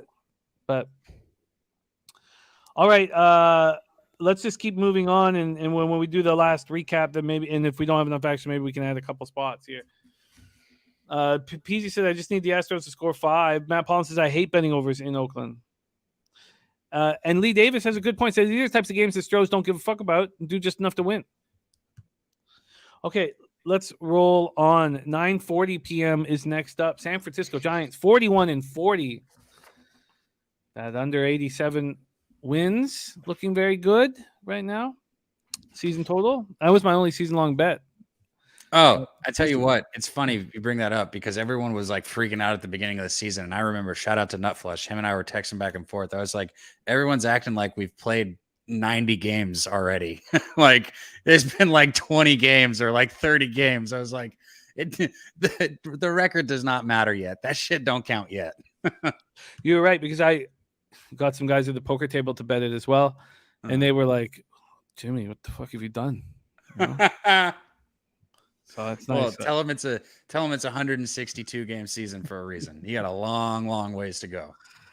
Yeah, it looks good. Feels good too. 41-40, 20-20 on the road at the Padres. 48-36, 22-18 at home. They've been a surprise how well they played without Tatis. Petco Park in San Diego, California. We'll start with the weather here in San Diego, and we have. Oh, sorry. Where? What the hell's going on? Here we go. 72 Fahrenheit, 7 miles per hour, left to right, and then it becomes a little bit more in and dies off. So not a big deal weather-wise, and it's warm in San Diego. They're warmer than usual. Let's take a look at the line history in the San Francisco-San Diego spot. The Padres open up at minus 130. They're up to minus 160. A 30-cent move at some books, 25 to 32-cent move. They still open up at 7.5. As a pick 'em, it's still there. 7.5 to pick 'em. Some books have it slightly juiced to the under. Let's go over and look at Matt Paulin. Says Urquidy under 4.5 Ks has hit 10 to 15 times this year. Says you can get it plus money. All right, let's take a look at the cash flow in this NL West battle here. We have 2,975 tickets in. 63% of tickets, 55% of the cash on Snell and the Padres. Then 32% of tickets, 92% of cash on the under. Johnny Gonzalez says Profar carried out in the stretcher last night. That's a huge blow to the lineup and the bats. Yeah, it hurts them. It was scary watching him drop to faint or whatever happened afterwards. But he seemed like he was smiling and giving the thumbs up. All right, let's see. Let's break this down here. I just did the cash flow. Let me look at it again. No, big money on the under, but there's not been a huge move to the under. I was big on the under and I was big on Blake Snell having a good performance last out in a 5-1 loss to the Dodgers, stepping up against the Dodgers. And he did that, 12 strikeouts. The question is, did that give him any confidence? He still walked 4 batters, but did that give him confidence? Because that's what he's been missing. I have Zach Littell as the primary pitcher in this one. Has that changed? I wonder if that changed. Let me refresh this and see if that's changed. But I have Zach Littell as the primary, so a possible Sam Long as the starter. Let's see if that has changed here. And I think that can carry over here. Yeah, Zach Littell is still the primary pitcher here. I think this could work. Zach Littell, by the way, 1-2, 4.97 ERA, 1.17 WHIP, 29 innings, 25 Ks, 3 walks, 7 home runs. But they call him the primary, but he's not going to go more than 3 innings. So it's just a full bullpen day. And this bullpen's been a little better of late. Going up against Blake Snell, who's coming off that nice start, but he's been bad at home. This is a big start for Blake Snell to turn it around. Yeah. And the Giants are now starting to scuffle against lefties again. The Padres aren't hitting righties. This under makes sense to me. Makes a ton of sense to me.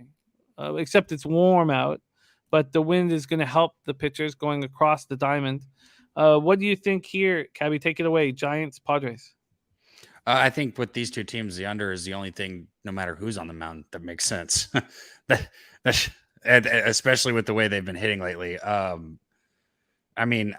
was looking at I wanted to take the Padres yesterday, but the problem is, the last time the Padres played the Giants before yesterday with Musgrove on the mound, they won 2-1, which, they won, but it's like like you were talking about earlier, such a low number. Well, look, they won 2-1 again yesterday. And then last time Logan Webb was on the mound, they won 2-1. It's like these teams, when they play, whoever wins is winning by 1 run. It's a 2-1 game. Like every time 3-1, maybe 3-2 tops. Like 7.5 is just too many runs for these two ball clubs. But that being said, it's with Snell, I keep saying it. Somebody's either progressing or they're regressing. Today's a huge start for him because today's his chance to show that he's progressing to the coaches, to everyone. Like this is something that's talked about, like, like how you're like building on your starts and whatnot. And we're going to see today. I don't know if I'm ready to get behind him just because he had a good start. And I think that he is somebody that should progress. But that's not enough for me. I think that Snell, we could see him finally start to pitch a little bit more like Snell usually pitches and has in the past. But he's got to show it to me first. And with the Giants bullpen, it being a bullpen day, I'm not comfortable getting behind a under with the bullpen and Snell yet. So for me, it's a pass, but under is what I would look at if I was going to bet it. Maybe even a Nerfy. I don't do Nerfies, but here you got a guy that's, out of the bullpen, so he's used to this situation, and you got a starter who maybe is progressing, but again, I don't bet those, so no on that for me. And then also the under is what makes sense. I just don't want it with the bullpen for the whole game. And you have a spot where was very low scoring yesterday against excellent pitching. Pitching is going to be worse today, right? And then you have 92% of the cash on the under. And yet they're not. There's juice at Bet 365, but it's not juice at Pinnacle. It's a simple pick 'em. Yeah, this is a tough one. I think Snell will pitch well. I think the Giants bullpen is vulnerable. My gut tells me Snell's going to pitch good today, but I don't know if that's enough for me to get behind somebody who's 0-5 with a 5 ERA on the season, Nerfy's no run first inning, Nate, my man. I think Snell's going to pitch well today, and I can't. I mean, Littell's not a highly thought of pitcher coming up, but 25 Ks, 3 walks is nice, but he's allowed 7 home runs in 29 innings. Jay Peasy says Snell gets no run support. He pitches lights out, then falls apart in 1 inning. I think the value here is on the Padres. As much as we've talked about the Snell, struggling, and as much as we've talked about the bullpen that's been bad, and I've said that they've improved a little bit of late, but this bullpen's been bad all year. It's been bad all year, and now they're going to go in a bullpen day, and I think the Giants keep losing. David C says the world is on the under, so tempted to go over. And you're right, David C. That's why I went over to Pinnacle. If 92% of the cash is on the under, and then why would Pinnacle be giving it up as a pick'em and not be juicing the under? So I think you're right. But I do think that Snell will carry it over, and he knows how important it is. And I have finally found something I can back here. So some of the bigger bets are on the Giants, but it's pretty even. I would say that the bigger bets are on the Giants because people don't believe in Blake Snell and they look at his numbers. That's fine. I'm going to move on the Padres, and I'm going to double up first 5 in full game. All right. Now, also, let me say, though, that in bullpen days, with bad teams using bullpen days, I have a negative ROI fading bad teams bullpen days, thinking, they have a bad bullpen. They're gonna. So I would say that this is not just saying that the Giants have a bad bullpen. This is me saying I think Snell is capable of turning a season around and getting his first win. And I think the boys want to get him his first win. And he really pitched his heart out against the Dodgers, and now he's coming home. Eric Jones says just first 5, Jim. San Francisco win, bro. We'll see. All right, a little late night action for me. I'm on the board. Let's move on. 10 p.m. Eastern. Thank you, Noli. Nice to see you, Noli Knows. Noli Knows will be our guest on Wednesday. Johnny Gonzalez says, living here in San Diego, there's a lot of positive talk around Snell on the radio and whatnot. I will be backing him. I will also be at the game on Sunday. Go Padres. Cheshire Cat says, would not trust Snell with my money. That's nice because usually someone would say your money, expecting, but you want to win with my money, and that means a ton.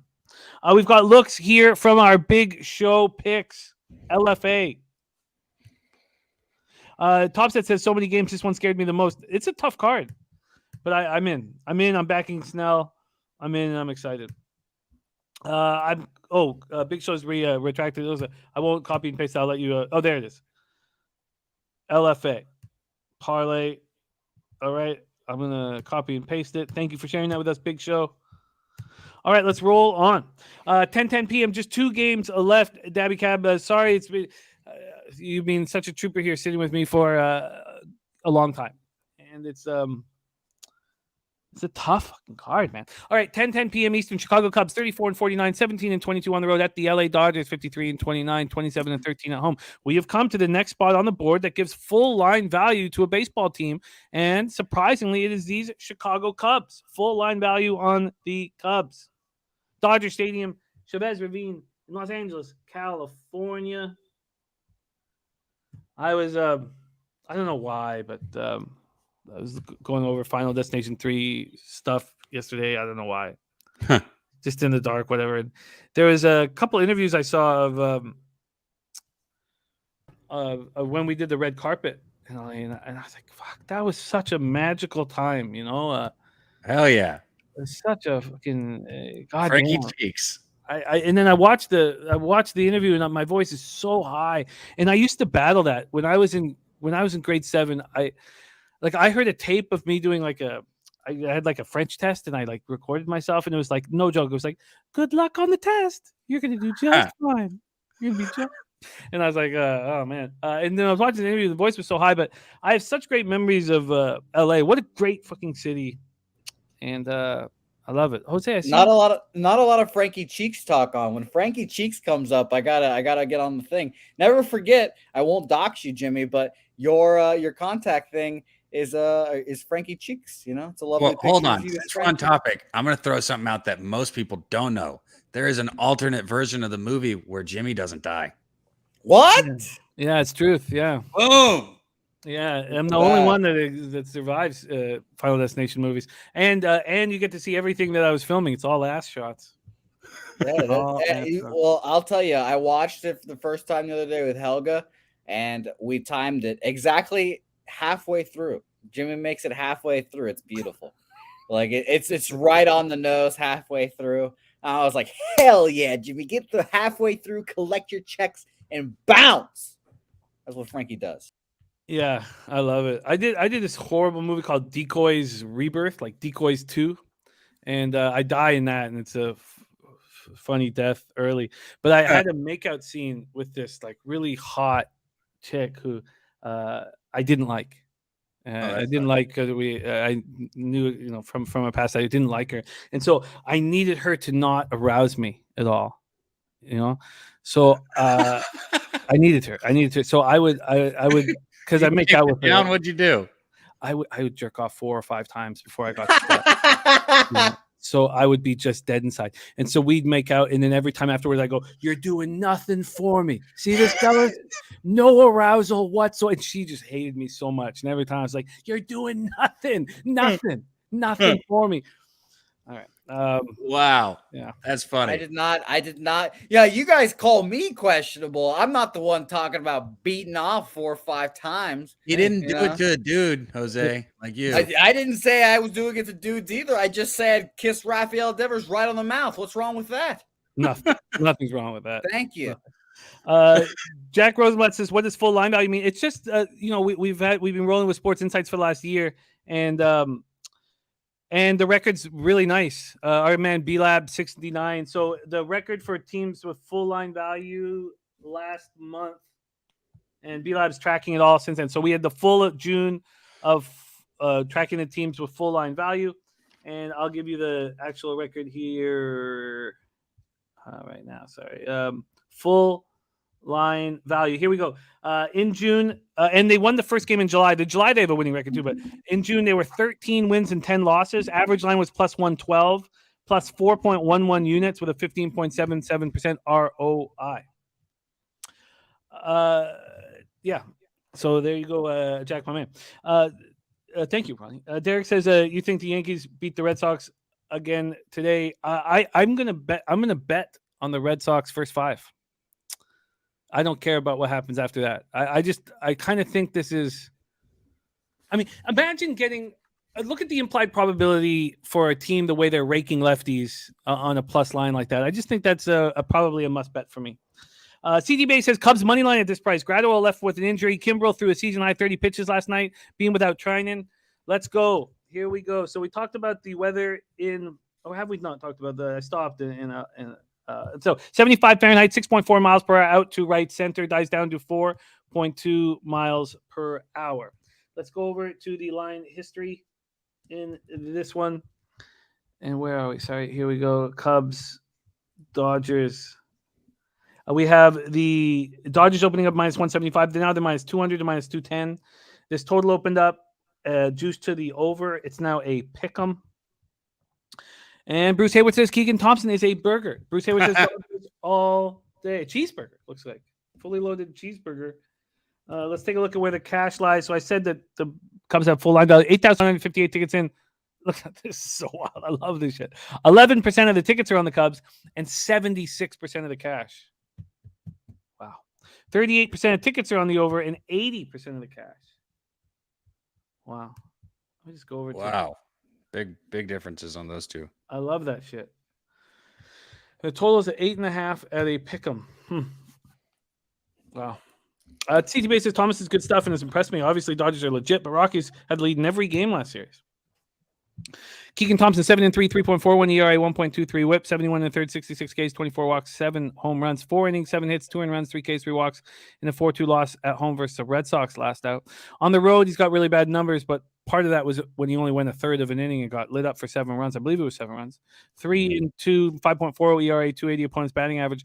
Tyler Anderson, 9-1, 3.09 ERA, 1.06 whip, 84 and a third, 73 Ks, 15 walks, and 8 home runs. Top set says Jimmy Red Sox, first 5 wide. I think against lefties right now, that if you're going to get a big plus line on the Red Sox against lefties with a pitcher who's earned this opportunity, I just think the implied probability is there. Now, I haven't bet it yet, and I'm going to study it a little more, but I feel like it's available for me to make a move on.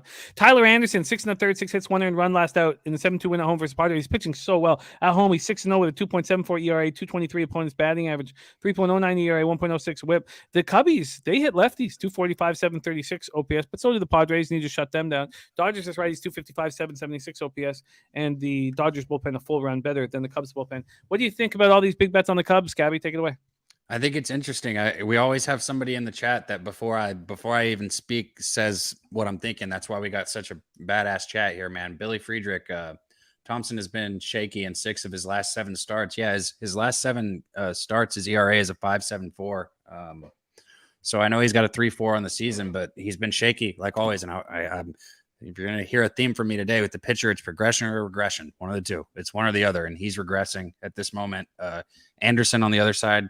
I mean, God, what a miracle season he's having for the Dodgers right now, man. This guy is not as good as I think that he's doing, but he's doing it and he's not stopping. Last 7 games, he's had a 2.88 ERA on the season. He's got a 3.09 ERA. Hitters are only hitting 2.35 off of him. You know, he's got the 9-1 record. Last start, 6 innings, 6 hits, 1 run. You know, he got a little touched up before that, the start before that, but this is it.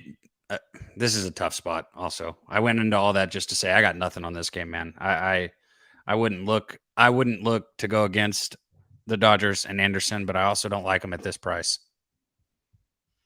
Yeah, and I love the breakdown of the bullpen. Which means, you know, if the Dodgers are behind, they're going to need to use their sticks to keep in the game. They're not going to have, you know, their guys to go to, and then if they're ahead, they're going to bring, you know, their weakest links out of the bullpen if they're comfortably ahead. How long does Tyler Anderson usually go for? What's his average? Let's just take a look at his last 3 starts. He's got through 6, 6, and 5. 2 starts ago, 6 innings, 10 hits, and 4 runs. Start before that, 5 innings, 5 hits, and 3 runs. I think he's about a 5 or 6 inning type guy usually. I know that that's just 3 starts, but that's about what I think you get out of him. I think this can go over. I think this can go over 8. These are, yeah. You know what? I don't mind that necessarily. If you think you're going to get your runs out of the Cubs, I do think you'll get them from the Dodgers. Yeah, perfectly put. I think we can get a couple runs. Wow. All right. And Mike, I'm saying 42 or 45 Dodger games to be won by 2+ runs. All right. Holy and Billy says not having Kimbrel available is a plus for the Dodgers, in his opinion. Yeah, but no Gratterall. All right, I the over 8.5 at minus 110. It's slightly juiced to Pinnacle, and again, the sample size isn't huge here in this one, but the big bets have come in on the over, and that's where I want to be. And Noli Note says, don't sleep on Keegan. Yeah, no, Keegan is not bad at all. I'm comfortable with this spot. Okay, let's move on. CT Base says, I actually think the first 5 under makes sense. The first 5 could go under, and I could still be in business, I think. Let's move on to the final game on the card, 10:10 p.m. Eastern. Toronto Blue Jays 45-39, 20-21 on the road at Seattle Mariners 42-42, 21-20 at home. What a smart move by Jose in the last night. We both thought, now this was with Casey Lawrence as the starter, and they weren't going to start Casey Lawrence, and that didn't work for them. But they went to a bullpen situation. But we thought that the Mariners should be minus 140 favorites, and when they came out as minus 105 or minus 115 or whatever it was, your book, he just bet them immediately. He bet the Mariners immediately and cashed. Oh, beautiful. Yeah, it was just Dutch was on the Mariners. Dutch was on the Mariners yesterday too. It's what he gave out on the show, what he bet. So good for those guys. That's awesome. Yeah, absolutely. We have Ross Stripling on the bump for the Jays. 4-3, 3.32 ERA, 1.12 WHIP, 62 1/3, 49 Ks, 13 walks, 5 home runs allowed, just 5. But I don't trust him. 4 2/3 last out, 7 hits, 4 runs, 3 of which were earned, 1 homer, 3 Ks, 1 walk, and a 7-3 loss at home versus the Rays. It was funny because the Rays don't hit righties, and I was like, well, I guess I would trust him in this situation, but he still doesn't look very good. I think he's going to regress. I think he's pitching over his head. He's been good on the road, 3-1, 3.10 ERA, but he's been fortunate, 269 opponent's batting average. Going up against George Kirby, who's coming off a great start at home versus the A's. Now, the weak hitting A's, can he string that together? Because he's got a 4.64 ERA, 269 opponent's batting average himself. Mariners are playing really good baseball right now, and their bullpen's pitching well, and now down to 3.71 ERA, 1.12 WHIP, so much better than the Jays bullpen. Mariners are starting 236, 700 OPS. Just impressive. I think that's the Mariners are playing good baseball right now, and this was at some books, the Jays were the favorite or just barely behind the Astros, or the favorite to in the American League. And some books had the Jays all the way up to the second favorite overall in the league to win the World Series. And right now, I think the Mariners probably end up with a better record than the Jays. Now, I'm sure Atkins is going to make a huge move, and a bunch of them, to try and fortify this pitching staff. But it's hard to have faith right now with the lineup that we see right now. All right, let's talk about the weather, and then we'll move 73 Fahrenheit, 6.2 miles per hour in. It's left to right, but then it becomes more in by the end of the game. Then we will look at the line history in this one, and we have the Jays opening up as minus 125 favorites. Now it's a pick 'em. The total opening up at 8.5, a juice to the under. It's slightly less juice to the under, but still juice to the under. And then let's pull up the cash flow. I think this will be an interesting story here. 3,177 tickets in, 34% of the tickets, 43% of the cash on the Mariners market moving towards them, 60% of tickets, 99% cash on the under.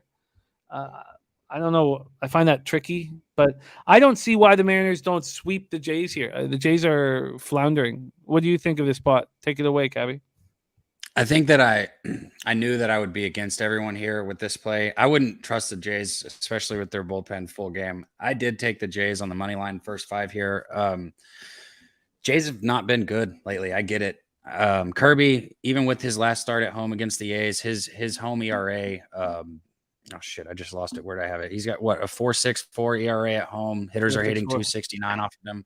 Here's where the Jays have, for anybody who's been watching the Jays, like, other than pitching and giving up a fuck ton of runs, other than that, where they've been struggling is with runners in scoring position lately. That's it. They just haven't been getting the hits when they need them. They haven't been getting the big hits. Because still, even with them hitting as bad as they've been hitting, right? They're still 257 against righties. They're hitting 280. They hit 285 in June. In July, they're still hitting 263. And this is what we're talking about. They're hitting so bad, right? Quote unquote, so bad right now. And they're still hitting 263 as a team with 270 at bats. I just think, Stripling, he's got a 2.18 ERA his last 7 starts. I think I can get enough out of him here. like I said, anybody on the Mariners full game, I do understand that, but I think the Jays, they're still a really fucking good hitting team. They're still who they are, and I think they're going to get a little off Kirby here. I think they're going to get to him, and I think the first 5 at the value I'm getting is simply because of what's been happening lately. And any other time, this line wouldn't be anything close to what it is. So with all that being said, I need the Jays to get some hits when they have fucking runners on. That's all it is. They need to hit the ball when runners are in scoring position, because outside of that, they're still hitting 263 in the month, hit 285 last month, and they're still hitting the same as they've always been. They just need to get the big hits. And we started the year, as CT Bays is alluding to, runners scoring position being a season-long issue. So what? After 42 games, if the season had ended there, we would have had the worst average with runners in scoring position in the history of Major League Baseball. But things changed, especially with Alejandro Kirk, Lourdes Gurriel, Teoscar Hernandez all started hitting. And then the pen has just been so awful. Their bullpen is so bad. It's so bad. And you lose confidence. You just the team, you're just like, oh God, like you just keep getting, it feels like, yeah, I get it. I think the Blue Jays are just a floundering ball club right now. I don't think I bet against them all year long. I think now's the time. Jose, I'd love to hear your take on this. You cashed with the Mariners yesterday. I'm sure you watched the game. What are you thinking of this spot for the Jays? It's really funny that you sound exactly like I did with the Red Sox at the beginning of the year. Their bullpen just blowing leads. It's incredibly demoralizing. Even when you do get a lead, no lead feels safe. And on top of that, the offense has been so bad that, Jimmy, you watch the Blue Jays more than I. You probably feel like a 2-run lead's like insurmountable nowadays. Like it's just like 2 runs. You're like, fuck, how am I going to get these 2 runs? The -110 I thought was a little interesting. Just based off the fact that after yesterday, I kind of thought it would be closer to a -130 again. I don't know if I'm going to move on the Mariners yet, to be honest, but I'm not going to back the Blue Jays. It seems like they're just kind of in a West Coast trip hell right now. And once an Eastern team is in the middle of a road trip and it goes bad, it's one of those things you can't really shake it off until after you come back home and reset, or until you get your first base coach back. Something like that will help you out as well. What's your read on George Kirby? I've been a George Kirby guy. Let me pull up his home road splits real quick, because I mean, maybe it's just a like of young pitchers, but I do like George Kirby a lot. His last appearance against Oakland was great. 7 innings, 1 hit or 1 earned run, 3 hits. Baltimore, but Baltimore's been a good hitting squad. 4 innings, 7 earned runs. Baltimore's been phenomenal. His I would say the worrisome part about Kirby here is, I'm looking at his game logs. His last good start was against Oakland. He had another good start against Oakland, and then the rest of his starts were all pretty much, giving up runs. And in June, he's got 5. In June, he's got 5 starts, Jose. 2 of them with those A's, giving up 1 run and 0 runs. But even with those 2 in June, 4.67 ERA. And he's got a home ERA of a 4.64, road 2.67. I would say the Mariners ballpark is hitter friendly as well. I guess I'd lean towards the over. Talking it out, thinking about it, it'd probably be leaning towards an over. Seattle team total over maybe. Cash, Jose. I get it. I would move on the over too, but 60% of the tickets are on the under, and 99% of the cash. I feel very uncomfortable going against that. I don't. Well, you know me. I call it ignorance. I still try to stay ignorant from the cash and not let it, bother me too much. But I do not have an official play on this yet. That would just be a lean. Yeah, I guess. I think the angle that you talked about that resonates with me the most is this. This is just a team on a Western swing, and they're not getting the help that they need in the bullpen, and they're just. losing begets losing. Winner. That's why I was like, when people get jealous of their friends when they succeed capping, I'm like, what are you doing? You want to hang around winners, and you all win together. And the more winning you get used to winning, you start, when you start losing, you start reaching and stressing. And so they're just a bunch of fucking losers right now.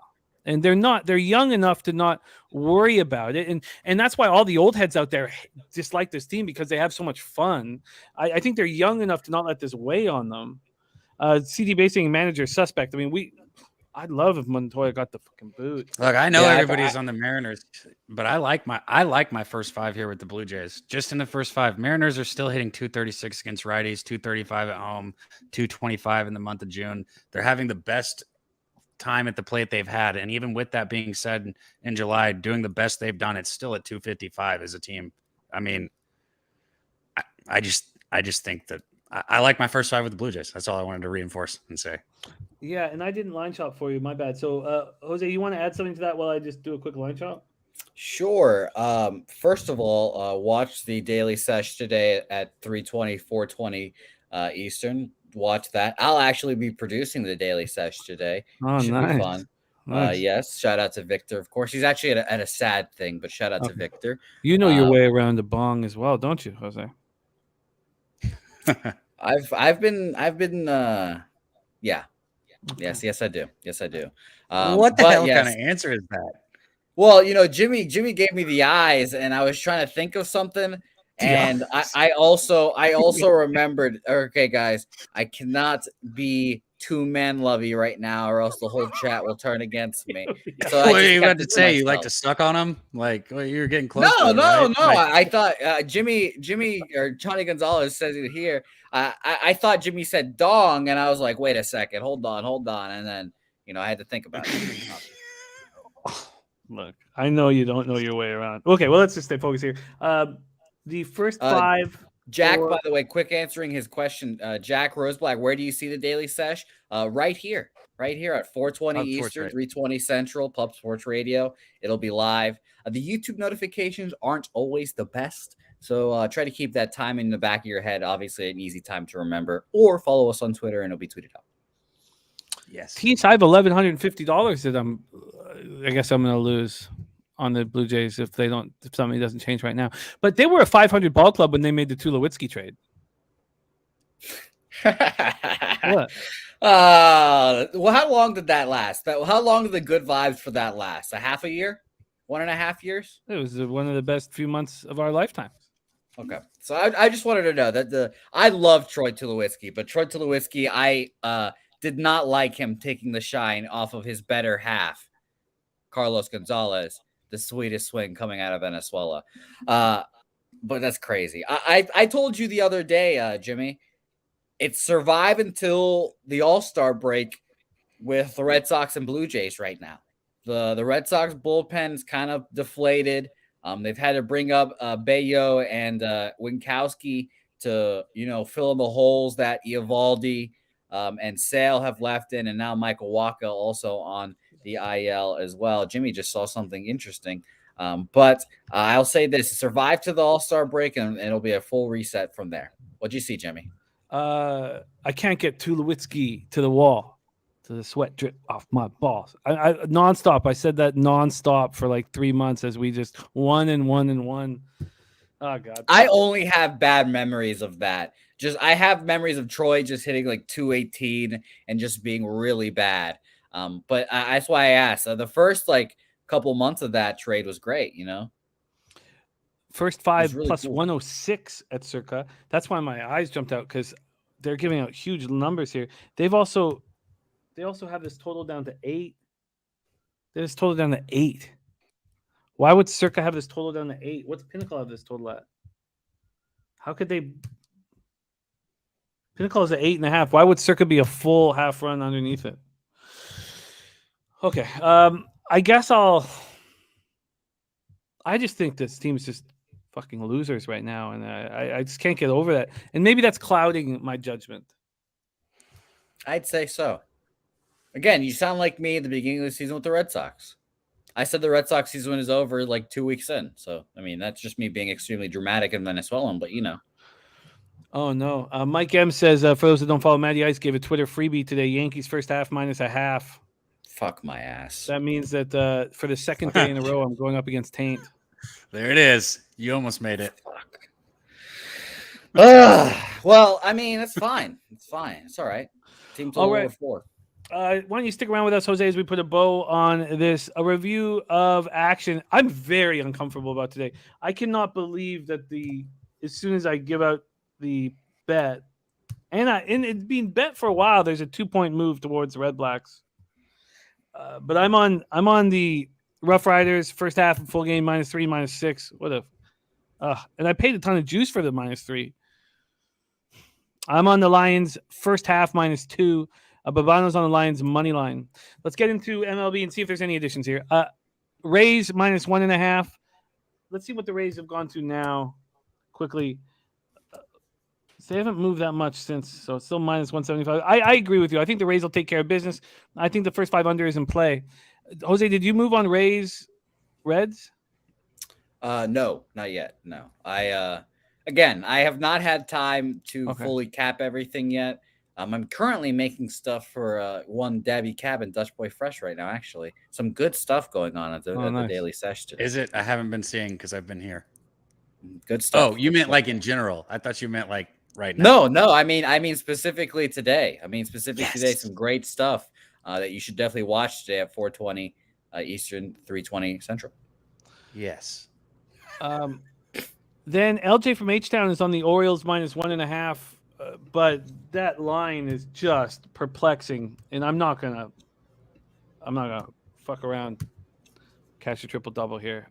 Marlins first 5 over 4, and full game over 7.5 were moves that I made, and the market went heavy against me, and it's still right there, heavy against me. Unbelievable, unbelievable, just unbelievable. I can't even fuck.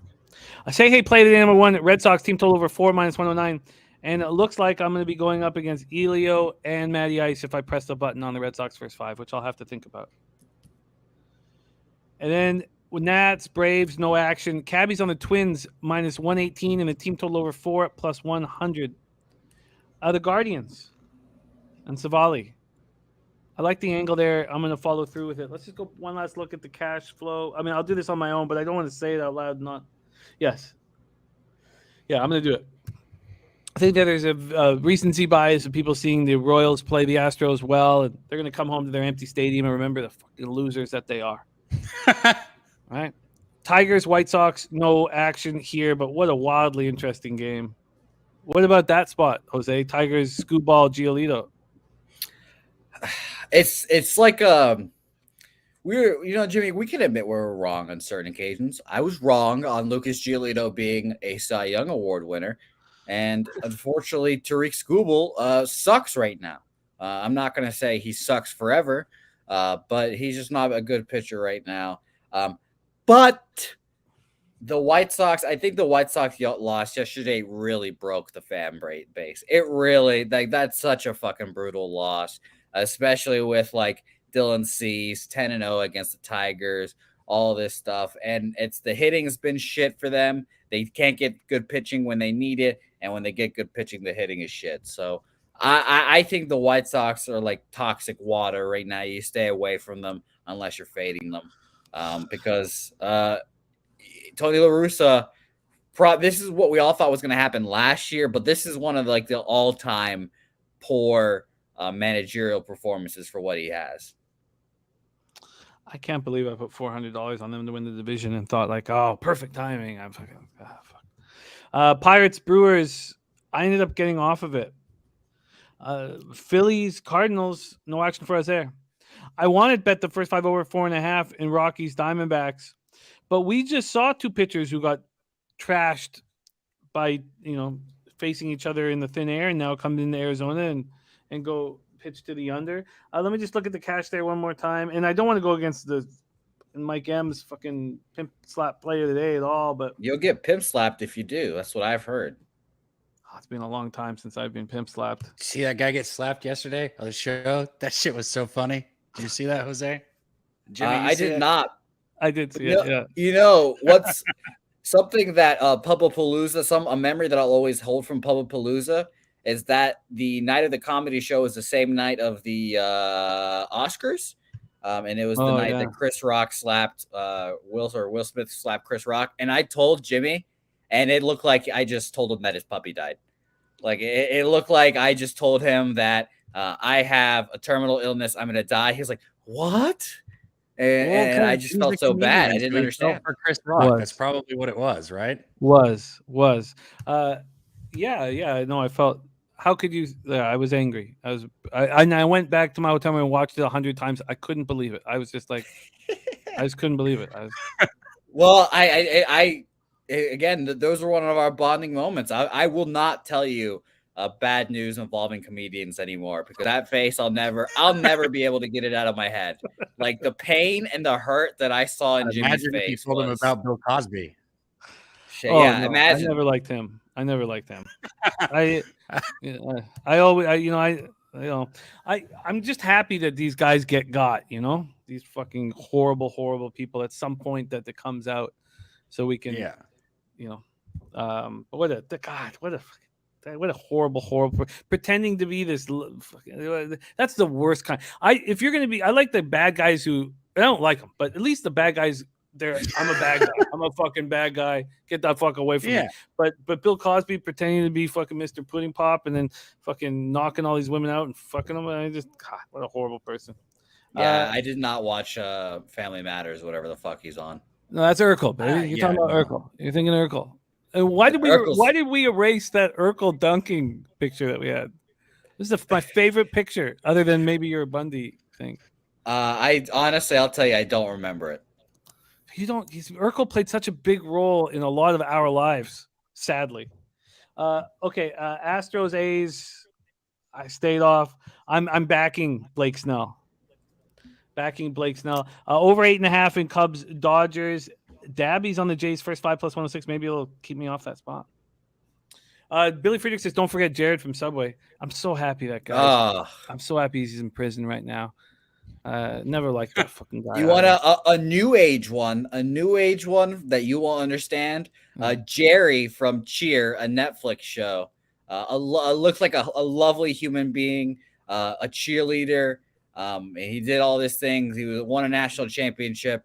And then like a year after the documentary and Cheer comes out, popped for trying to have sex with like a child. So good for him. Good for him. And now he's in jail.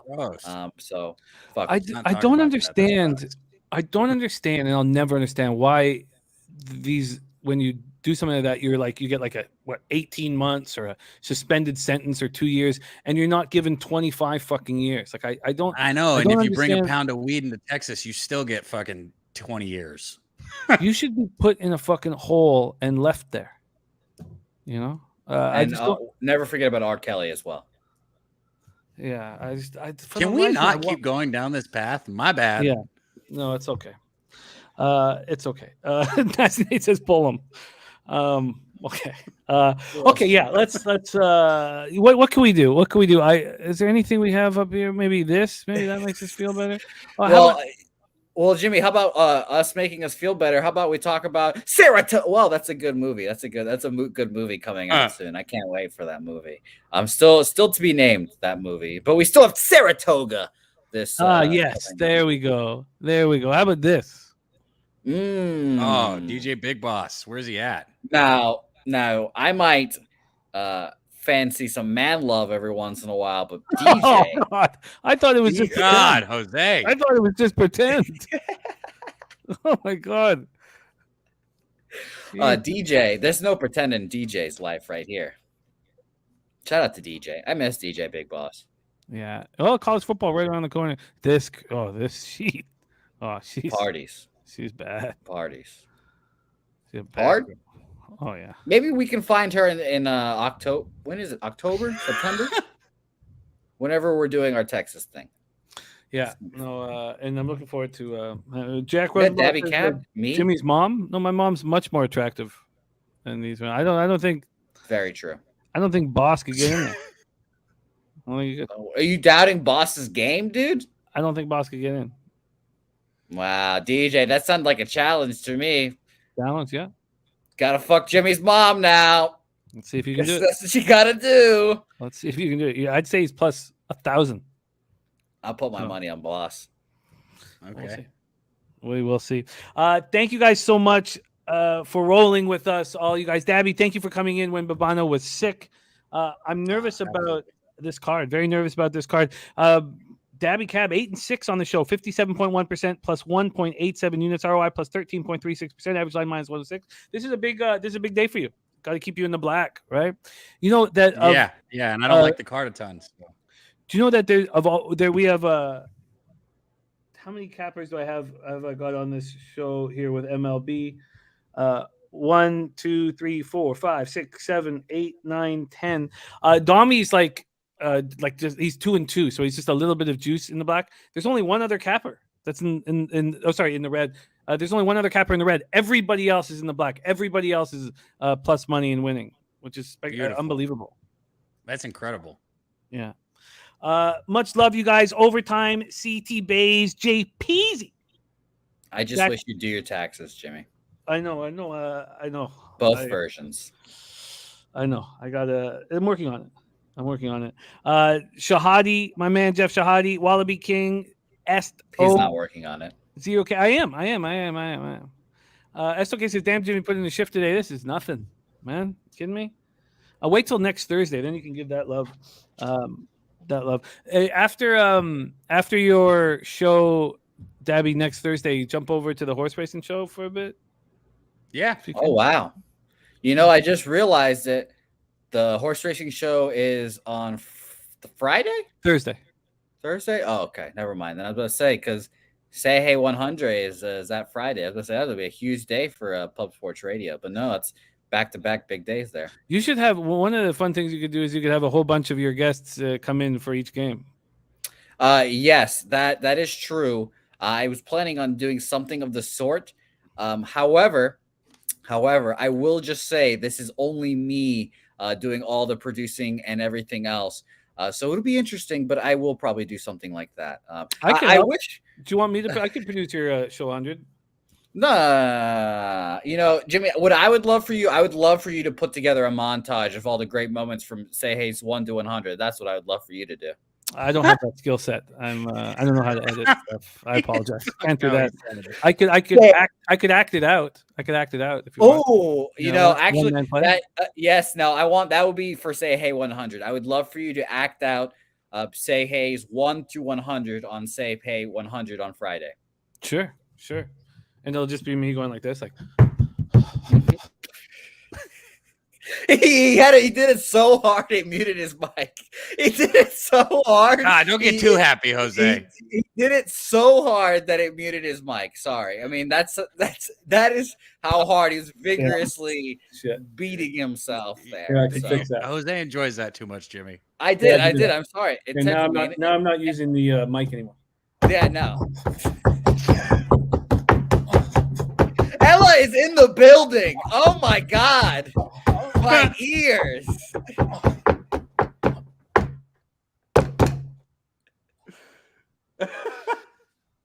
I feel like my ears were just violated, truthfully.